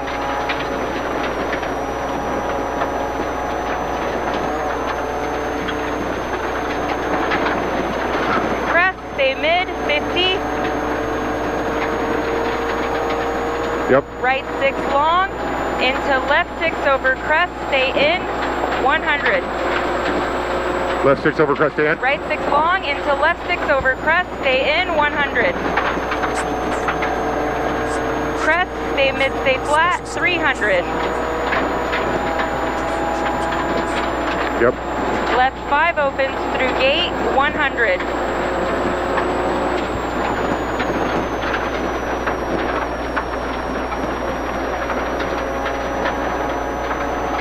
5, 100.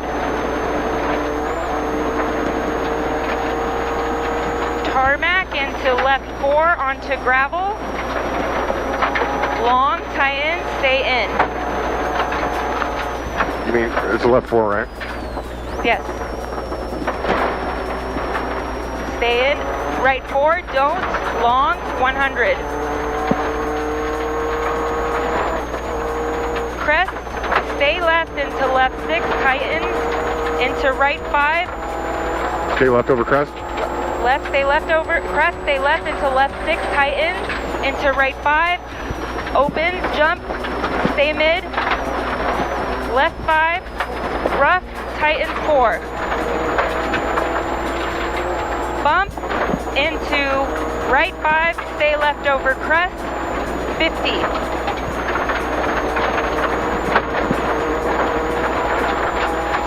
Stay left over crest, 50. Left 4, off camber, stay in, into right 5, 20.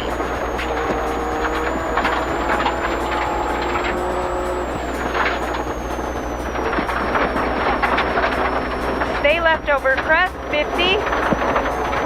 Left 6, 50.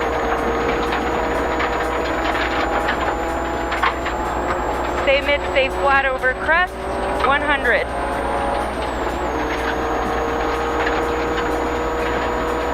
Right 6, tightens 5. Bump into left 6 long, tightens 5 through junction. Into right 5, opens.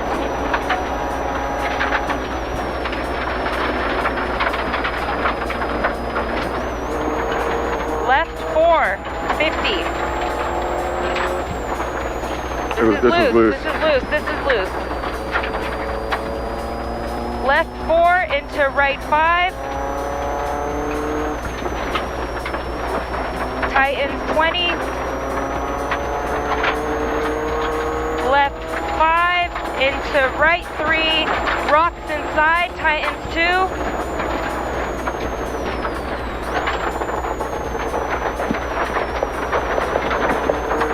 Right 4, 50. Caution, left 3, tightens 2. Tightens on exit, 20.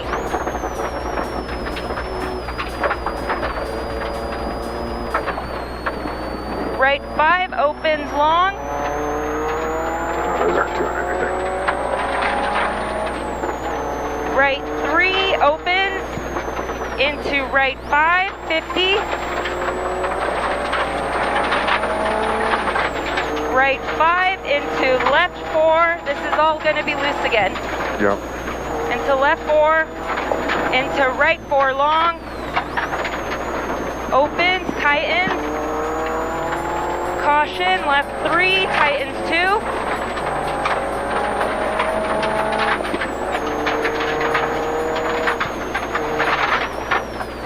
Into right 5.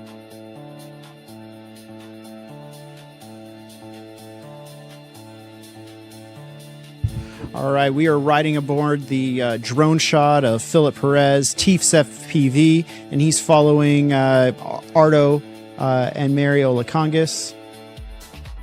And these are just epic shots as they come down the mountain. Again, this is the second running of First View South. This is Special Stage 6 here at the 2026 Prescott Rally. What a day. Oh, yeah, I'm dodging the trees. Yeah, they will. Park it inside. Park it inside the car, Philip. Absolutely. You want to see awesome drone shots? I highly suggest you give teeth.fpv a follow on Instagram. Some of the more epic shots. 100. Let's go ahead and jump into the car with Ardo and Mary. Right 6 into left 5. Into right 6. Into left 5. Clothing. Cars. Black cats. Well, I like black cats. I just black cat. The black cat doesn't like me. He's better. Super fun, good time. We drove good.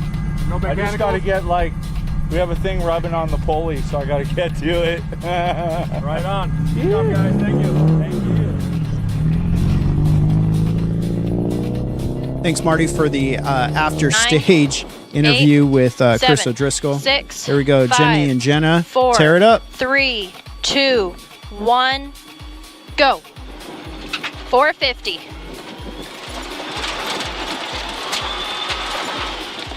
And then it's going to be a right 6, very long. Right 6, very long.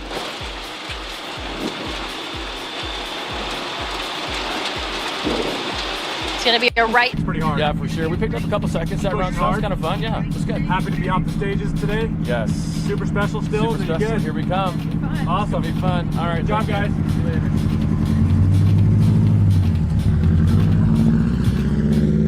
All right, you just heard Extra Philip long, Clark 2 mention that kicks next they're heading to the inside. super special gonna stages. be So a that is left exactly what's 6. happening next. They're going to transit back into town, back into the city of Prescott, and they're going to be rallying on some on a local area where we can have more spectators. Right now, the FPV is taking a great 100. shot of Fritz Long Croy crest 100. and Brooke Croy. And then it's going to be a small jump 120. As you can see, they're on the other side of the mountain right now, so things are starting to get dark as they're in the shadow of the mountain. That is Ardo and Mary right now. Looks like, yeah, they have crossed the finish line Left on 6, special stage very 6. long. Opens Titan 680. Open Titan 680, crest 260. It's going to be a crest 120, crest 120, and then a crest 40. And then it's going to be a caution right 5 through the cattle guard. Caution right 5 to the cattle guard. Caution right 5 through the cattle guard, 80. Left 6 short 70, left 6 short 70, and then a left 4 over the crest. Left 4 over the crest into a right 5. Left 4 over the crest. Left 4 over the crest into a right 5. Long opens long 70, right 5. Long opens long 70, and then a left 6 60. Left 6 60. We're pacing a little bit down from what we were expecting, but not too bad. Looking forward to going back to Prescott Valley for the super special and kind of give the car a good once over, because after these roads it needs it. Absolutely. Actually, the roads are in great shape. We're just going really hard. So yeah, we're having a great time. Thanks to everybody. Thanks for watching and all that stuff. Thanks to Scott and Gravel Crew. Thanks to RFC, Real Functional Cars. This is a pretty functional car, thanks to Chris. So yeah, thanks everybody, and then we'll see you tomorrow. Or I guess we'll see you at the super special. Yep, we'll be at the second one. All right, Marty, have a good one. See you guys. Couple Finnish boys talking rally. That's something we don't see a whole 6 lot long, out here in into crest 40. America. Left 6 long. Crest.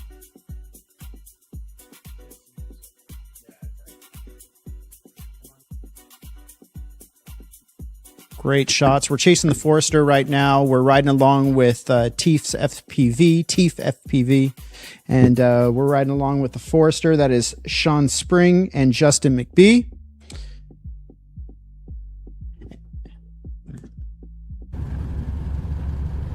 Here we are hanging out at the ground cam at the finish line Titans of 5. Special Stage 6. Small jump 70, left 6, Back Titans into the car 5. with Left Jimmy 6, and Titans Jenna 5. Veach. And then a right 6 long. Right 6 long, opens Titan 6. Opens Titan 6, 160. And then it's a right 6 over the crest into a left 6 short. Right 6 over crest into left 6 short. Right 6 over the crest into left 6 short over crest into another left 6 crest. To back the pace down there, right there towards the end. But yeah, I mean, it was a great first day. Fought a little gremlins all in the beginning of the day, but yeah, for the most part, I think we're pretty happy with the car. Sounds good. You ready for the super special? Yep, we're ready for the super special. Notes, co-drivers on point. I mean, yeah, I think we're excited. Sounds good. Sounds like you're doing really well today. Thank you, man. Appreciate it. Have a good one. All right, see ya. You too. All right, well, we just heard from Fritz and Brooke Croy. They just crossed the the finish line of Special Stage 6, and now we've got some better timing. The close competitive stages that the close competitive times that we had coming into Special Stage 5 and 6, they were tied. Fritz Croy and Chris O'Driscoll were tied, and I can say that there has been a separation made, and it turns out that the naturally aspirated car heading downhill on these particular stages has come out victorious on these stages. We've still got a whole rally to figure out who's going to walk away with the overall win, but I can tell you that currently Fritz Croy, the Prescott native, is 13 seconds ahead of everybody. Everybody else is 13 seconds and beyond, trying to catch up to him. They're trying to make up time, and they're going to be spending the next few stages trying to do that. Will they be able to do it at the super special stages tonight? We're going to have to wait and see. I don't think they have enough time to actually make up in those special stages, but you know, things can happen. It's going to be a battle all day tomorrow. So continue to tune in. This is Gravel Crew Productions. We're here at the 2026 Prescott Rally. Thanks for tuning in, and let's go back to the action. Jimmy and Jenna? Into stay left over crest. Right 5. Keep out into stay left over crest. Stay left over crest in rough. 120. Left 5. Very long. Left 5. Very long into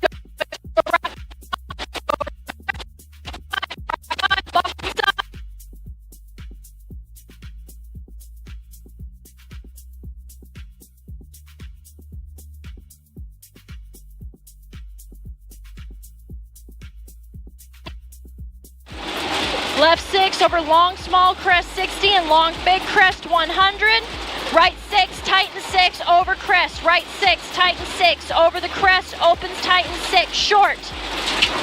Left 6 tightens 5 long. Left 6 tightens 5 long. Tightens 5 long. Oh, so good, man. We had a little bit of an ignition issue earlier on the way out, and we got kind of most of our power back, so it was feeling much better this time. Nice, sounds good. Yeah, roads are looking great. They're a little less slick than they were at first, so a lot more grip in the second round out there. Get the blue line out there then. Huh? The stage is getting cleaned up. Oh yeah, absolutely. Perfect. Yeah. How about Woody Tom, Sean? Woody Tom, I had a little off. If you look at my wheel here, we're tucked in a little bit. A little off-road excursion. Oh, doesn't look too bad. Got a little rock in the bead. Yeah, the lower control's got a small bend on it, so we're gonna swap that out tonight, and just kind of got through today, this last bit nice and clean, and just made sure we can finish up and then restart tomorrow. You got a little work to do and then have a good day tomorrow then. Totally. Oh, yeah. Sounds good. Thanks, man. We're gonna get out of here. See ya. Bye.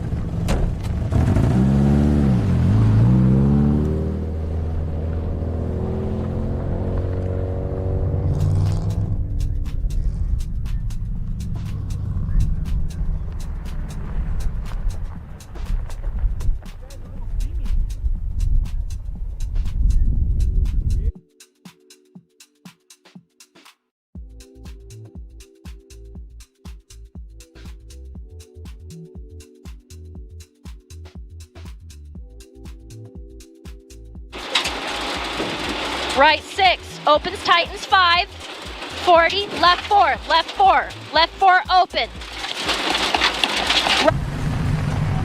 How did it go? Oh, that was a good run, I think. That one felt a little better than last time. She looks happy.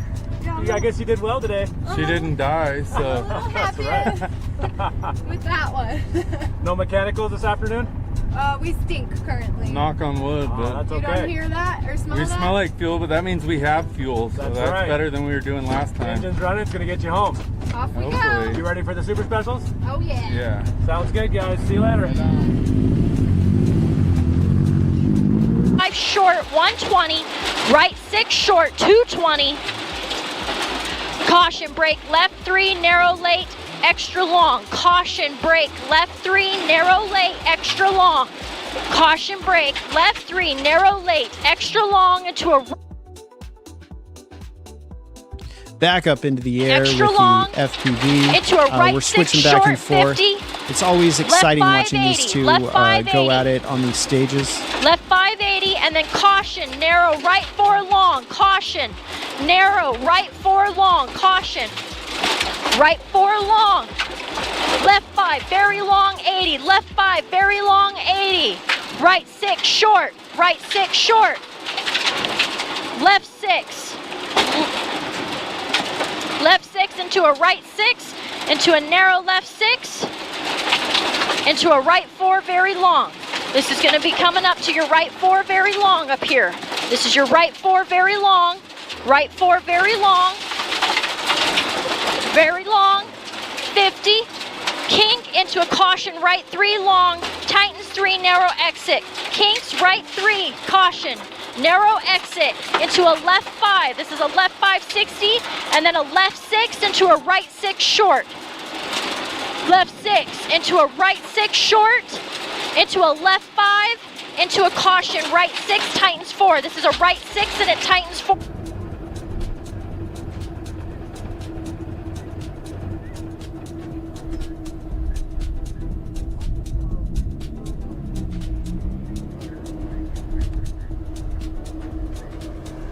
Very long, left 4, right 550, right 550, left 4 long, opens tightens 4, very long, left 4 long, opens tightens 4, very long, and then it opens and tightens 4 again, opens tightens 4, into a right 5, opens tightens 4, into a right 5, this is your right 5, 30, right 6, tightens 4, right 6, tightens 4, tightens 4, kinks 80, right 6 short, and then a left 5 into the right 5, tightens 3, finish, right 5, tightens 3, finish, tightens 3 over the finish, long opens long, left 5 into a right 5 long, right 5, okay, and then you have a left 3 narrow off camber, opens very long, good job. All right, something real interesting. We just got word that we have a car that no started at the finish, so they have to be pushed. And here, Jimmy and Jenna are pulling. It looks like there we go. That's what all the volunteers are for, right? Making sure that each car gets across the finish somehow. And that looks like the Mitsubishi Lancer Evo X of Peter Gagenti and Zachary Goldstein, car 101. Jimmy and Jenna are at the start finish line right now.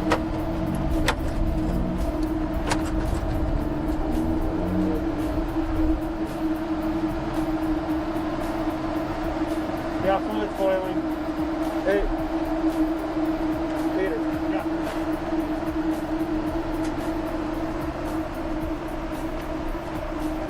I knew I could rock. I felt it. This is why you buy expensive rigs.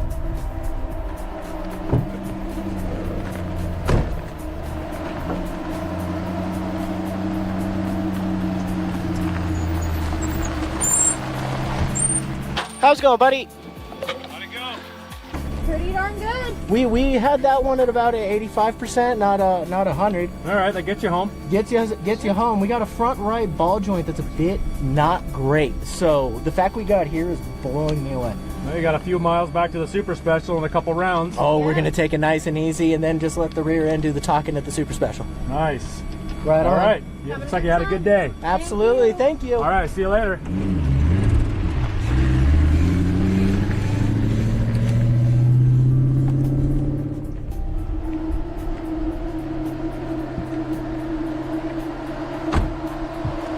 Looks like we've got about 10 cars still trying to finish the Super Special. 4 cars have not taken off yet. They are still at the starting line.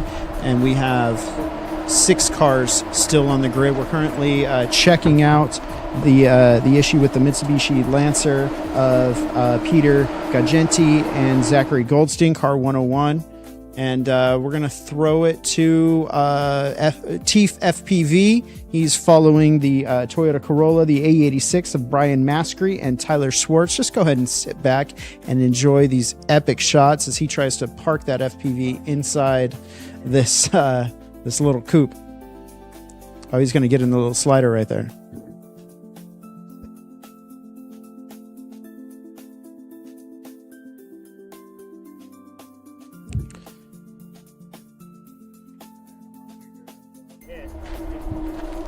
I just want to double check because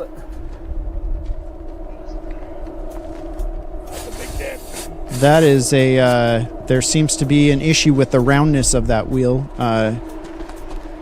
The symmetry seems to be off a little bit. Oh, actually, it looks like the symmetry is off on both wheels.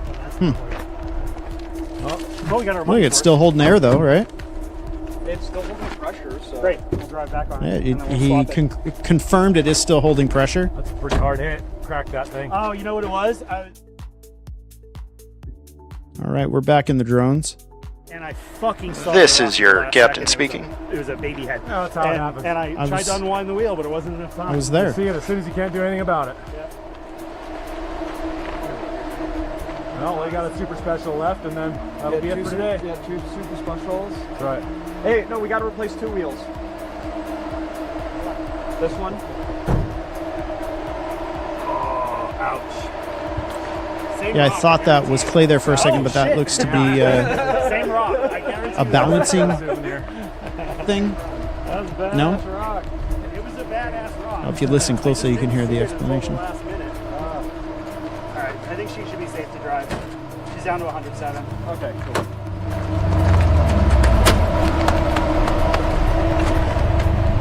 Oof. Hey. We got a flat front. That's a lot of damage. Next time someone asks you why you buy the expensive wheels,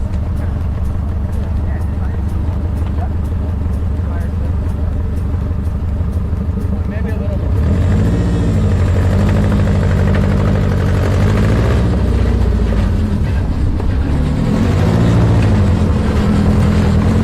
Flat on this one.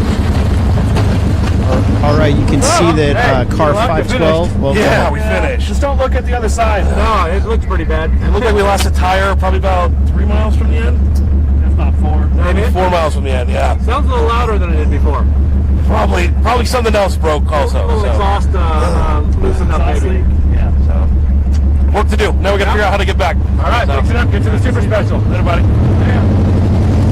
all right, so car 512. I don't know if we can get a shot from the other side. Yep, Marty's gonna take the initiative and get over there. Okay, so we got some scratches. Definitely a blowout on the front passenger side wheel.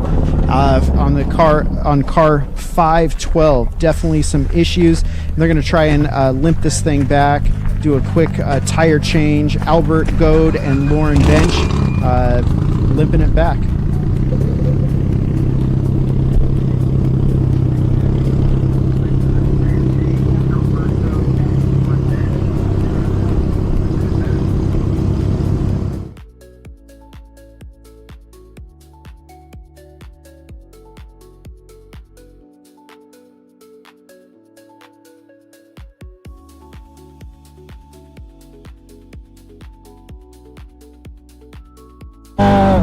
We bent a rim real bad on the last stage, so we swapped it out.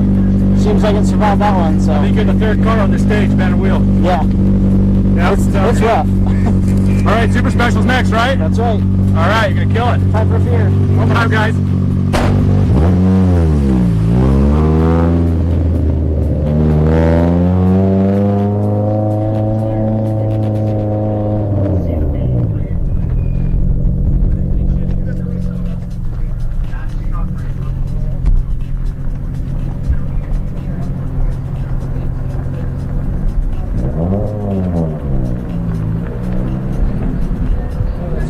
All right, looks like we got somebody on the phone right now. Is this Jimmy? Hey, what's up, Jimmy Veach? How are you doing today? I didn't get to hear the power rankings for the tacos. What is it? Okay, listen, I heard you talking, and let's be real here. You were on it. I was loving what you were saying. The power rankings for tacos. We're talking carnitas, al pastor, chorizo, and chicharron. That's all pork. Okay, that's my jam. Absolutely. I mean, for me, carne asada is number one always. That's the go-to. But when I'm trying to be a little bit more adventurous, I'll hit all those other ones. But I don't know why we keep making fish tacos. That's all I'm saying. I'm down with some fish tacos. All right. Good job, guys. Have fun. That's right. So let me ask you, how are things out there? I heard you guys chopping it up. It looks like you guys have the best time in your car. Is that accurate? I mean, I'd like to think so. I try to have fun. At the beginning of the day, I'll be honest with you, wasn't as talkative or fun per se, because I was trying to like outdo last year's times and stuff, but these last two passes were more 85% runs. So there's a couple mechanical things that I'm trying to sort of nurse. So in the little lulls, we're going to have a little bit more fun. And then make Jenna completely lose where she is in the notes. And you do look like I said, you do look like you're having a great time, and you're many seconds ahead of your closest two-wheel drive competitor, and you're in there with the mix of a lot of the all-wheel drive vehicles. How does that make you feel? I'll be honest with you. Tell me. My entire goal was to try and get to, if I could get to top five, I mean, that's making the weekend. But with this new issue that we got right now, I mean, I'm thrilled to be where I am. Awesome. What flavor of Spalding are you gonna run? That I don't. I'll have to call my my chief redneck engineer Benji Carvalho to see what we could do about that. But I don't know if a football fixes this one. And so going into maybe a baseball. So going into the super special stage, you're just going to take it easy and limp the car through the short stage? No, there's no clips on that one. While there's clips over here, I was kind of just letting it kind of hang out, track easy, try and miss some big bumps and rocks and stuff. Nice. On the super special, I'm going to try and let the rear end do the talking and just stand on it as much as I can. Did your luck continue? Fair enough. Oh, yes. Well, thank you so much for calling in. We appreciate it. This was a perfect interview from Jimmy Veach. Had a good service. You, sir, are the man. We're able to give no, guys, you guys are killing it. This stream is amazing. I love tuning in and watching and hearing you guys do some chit chat, seeing all the other cars go way faster than me. You're gonna need turbo boost for the jumps out there. I hear it's pretty rough. Oh yeah. Yeah. Awesome. Should be fun. Sounds good. All right, we'll see you around. Thank you. Thank you.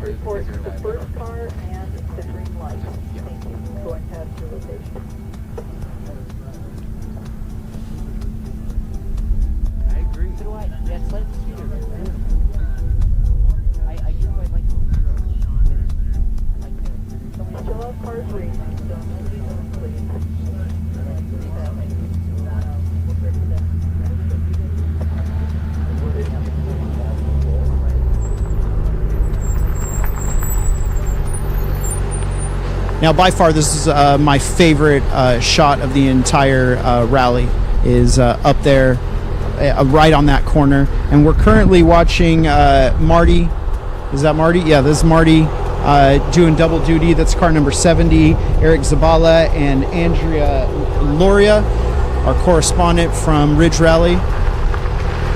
And you can see them pushing hard through the stage. They're in the shade now, so no more sun in the face. Here we go, car 448. All right, how was the afternoon? Hey, it's good. The roads are getting swept off. Car's doing pretty well, but we're smelling something, so we're going to have to pull over and see what's going on. Uh-oh, just a little mechanical. Yeah, we'll see. Well, it's a couple super specials, and that's it for today, right? All right, yeah. A few more tomorrow, and then that's it. Yeah. Win it. Thank you. That was the Stone Ciphers in that Volkswagen Golf GTI, a classic rally vehicle right there. Back on it, looking at car number 70, Eric Zabala and Andrea Loria.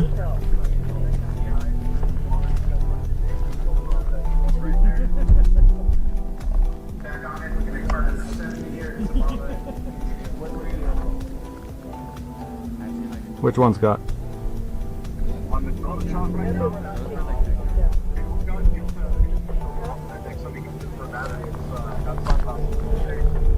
Oh, got it. Oh, that's what it is.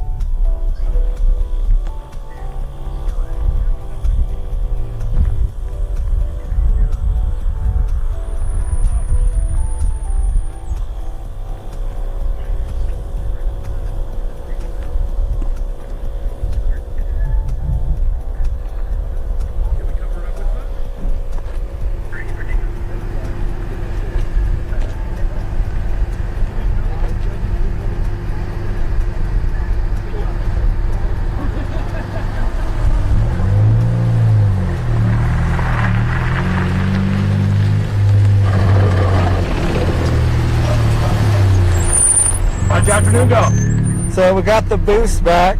Good. Now we're dealing with overheating and loss of power at the top end, but we've got it figured out now. We know what it is. But you made it through. So we made it through, and this is fantastic. So a couple super specials, and that'll be it for today, right? Oh yeah. Ready for tomorrow? Yeah. We're ready. Awesome. We're ready. You look good out there. All right, thanks. Now, it was great hearing from car 70, Eric Zabala and Andrea Loria. They are they've been positive all day, and I don't know if it's because Marty's got a massive smile on his face when they come in to the finish line, but it is awesome watching them. Here we are with Teef FPV, Philip out there chasing these cars down with maximum proximity right here.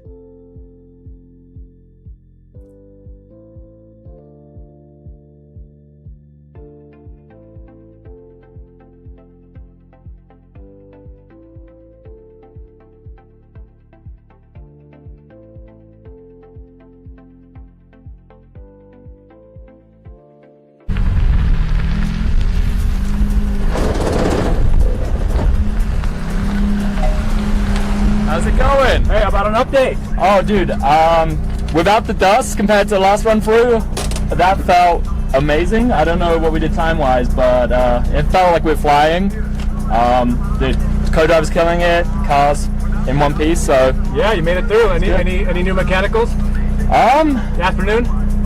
No, like we got one damper, it's slightly weeping, but I mean, what you gonna do? A little bit of brakes, but not bad. Yeah, not too bad. What's going on up here? Are these DNFs for we No, they made it through. They just had some breakages they gotta fix, and wheels bent. Oh, okay, gotcha. All right, well, we're gonna head back to service. See you at Super Special. See you there. All right, there you go. Philip Mickelborough and Nikita Lotman, car 428. You hear them. They're also having what seems to be a positive run. They figured out some gremlins in the car, and now they are just running. So right now we're chasing down the Eagle Talon of Jim Balat and Everin Kolas, car 331. There you go. This is a nice roll cage. I love that I can see directly into it. I wonder if they know that this this FPV is flying so close to them. It's something we question all the time.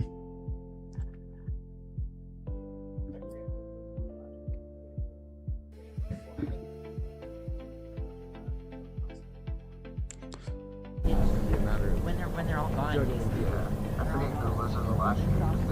Just down until we're the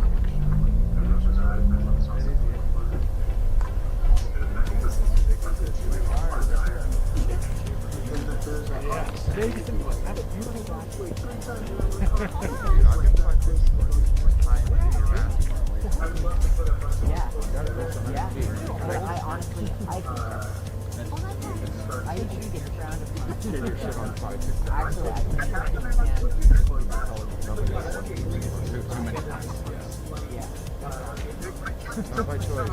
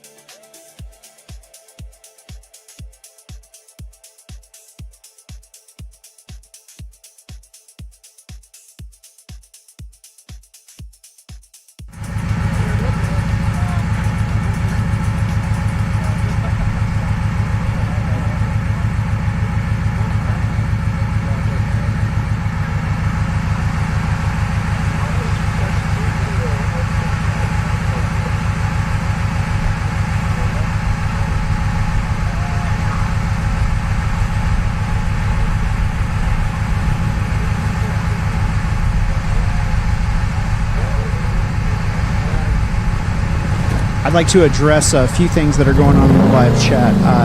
Number one, I just can't wait for y'all to come back north for some La Zamarana candy. Absolutely, we all love that La Zamarana How'd it go this candy. afternoon? That was really good. Oh yeah, it was a blast, man. This is our first one, and so each stage we've shaved off like a minute, 2 minutes. You're getting better and you're having fun still. It's awesome. Yeah. Any mechanicals this afternoon? No bent wheels? No bent, nothing. No leaking no fuel? issues at all. No issues yet. Fingers crossed. Awesome. Well, we'll keep it that way. Got 2 super specials to go All right, through. thanks. See you later. That was car 780. That's car 780. Brian Kilbreth and Elijah Grant. It looks like they are having fun. Back to the bird's eye view. Questions coming through the live chat. Let's see, La Zamarana candy. It will be back there at the Park Expose service area. Probably catch them at the Super Special as well. Seems like a bunch of wheel and tire damage this round. Yes, there seems to be a lot of wheel and tire damage going on this round. You know, these are real roads. These are real outback roads that are being utilized as an opportunity to push the limits in street legal vehicles. So, you know, these sorts of things happen, and I'm definitely noticing that too. So we'll be stay tuning to see how much more happens. How'd it go? See what Good? the 331 has to say. Good. Do you have a good afternoon? Any mechanicals out there? No problem. No breaking? No problem. You having fun? I'm having fun. Ready for the super special? Yeah. Let's all Awesome. be out here. All right. You're looking good out there. Thank you. Thank you.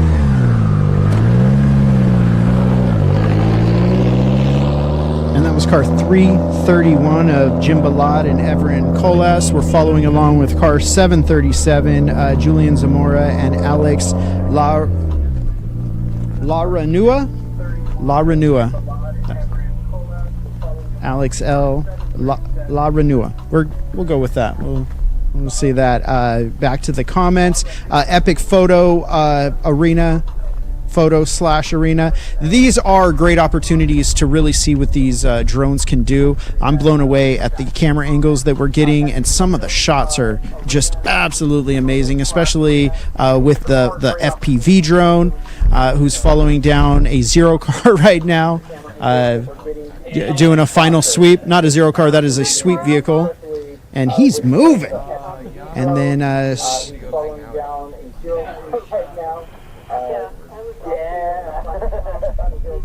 he's going to land it in the basket right now. That's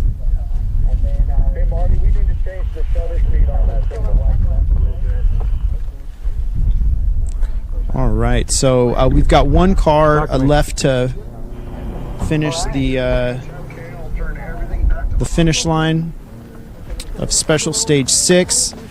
The majority of the cars are already on the transit back to the service area, the special stage, near the special stage area. We are running a little bit behind, but I haven't gotten an official word on when we will start the special stage runnings. We're going to see who's got the onboard cameras. Our cameras on the ground are going to take a bit more time because we've stayed back to make sure that we got every vehicle in the air. We got every vehicle crossing the start-finish line, and we've got a lot of interviews also happening. So, in order to make that happen, our guys had to stay behind, which means that we will be taking some time to get back to the Park Expose special stage area. Right, and this is the final vehicle to cross the finish line of special stage 6, the last vehicle, car 737. Talk to me. Oh, it went good. That time went a lot better. Car's still a little bit more put together. It's feeling good. Perfect. So you made some repairs and service, and they were good? Yep. Yes, sir. Just Awesome. some You tire ready for the pressure. super special? What was that? Are you ready for the super special? Well, I think so. No, I hope so. The crowd to show. There you go. All right. All right, with that being said, let's go ahead and check out some times. So currently overall leading the rally, we got Fritz Croy and Brooke Croy, car 413, the Prescott locals. They absolutely kicked butt on those final two stages, on those last two stages, and so they are currently leading this event. These are not final times, but these are our times that we have access to right now. Their total after 6 special stages is 54 minutes and 12 seconds. Now everybody is behind them, so let's go with that order. We've got Chris and Lori O'Driscoll, who appear to be 16 seconds behind them. They're going to have to make that up tomorrow or in the special stages today, or a combined effort of the two. Currently 18 seconds behind is Phil Clark and Michelle Miller in their in the car 799.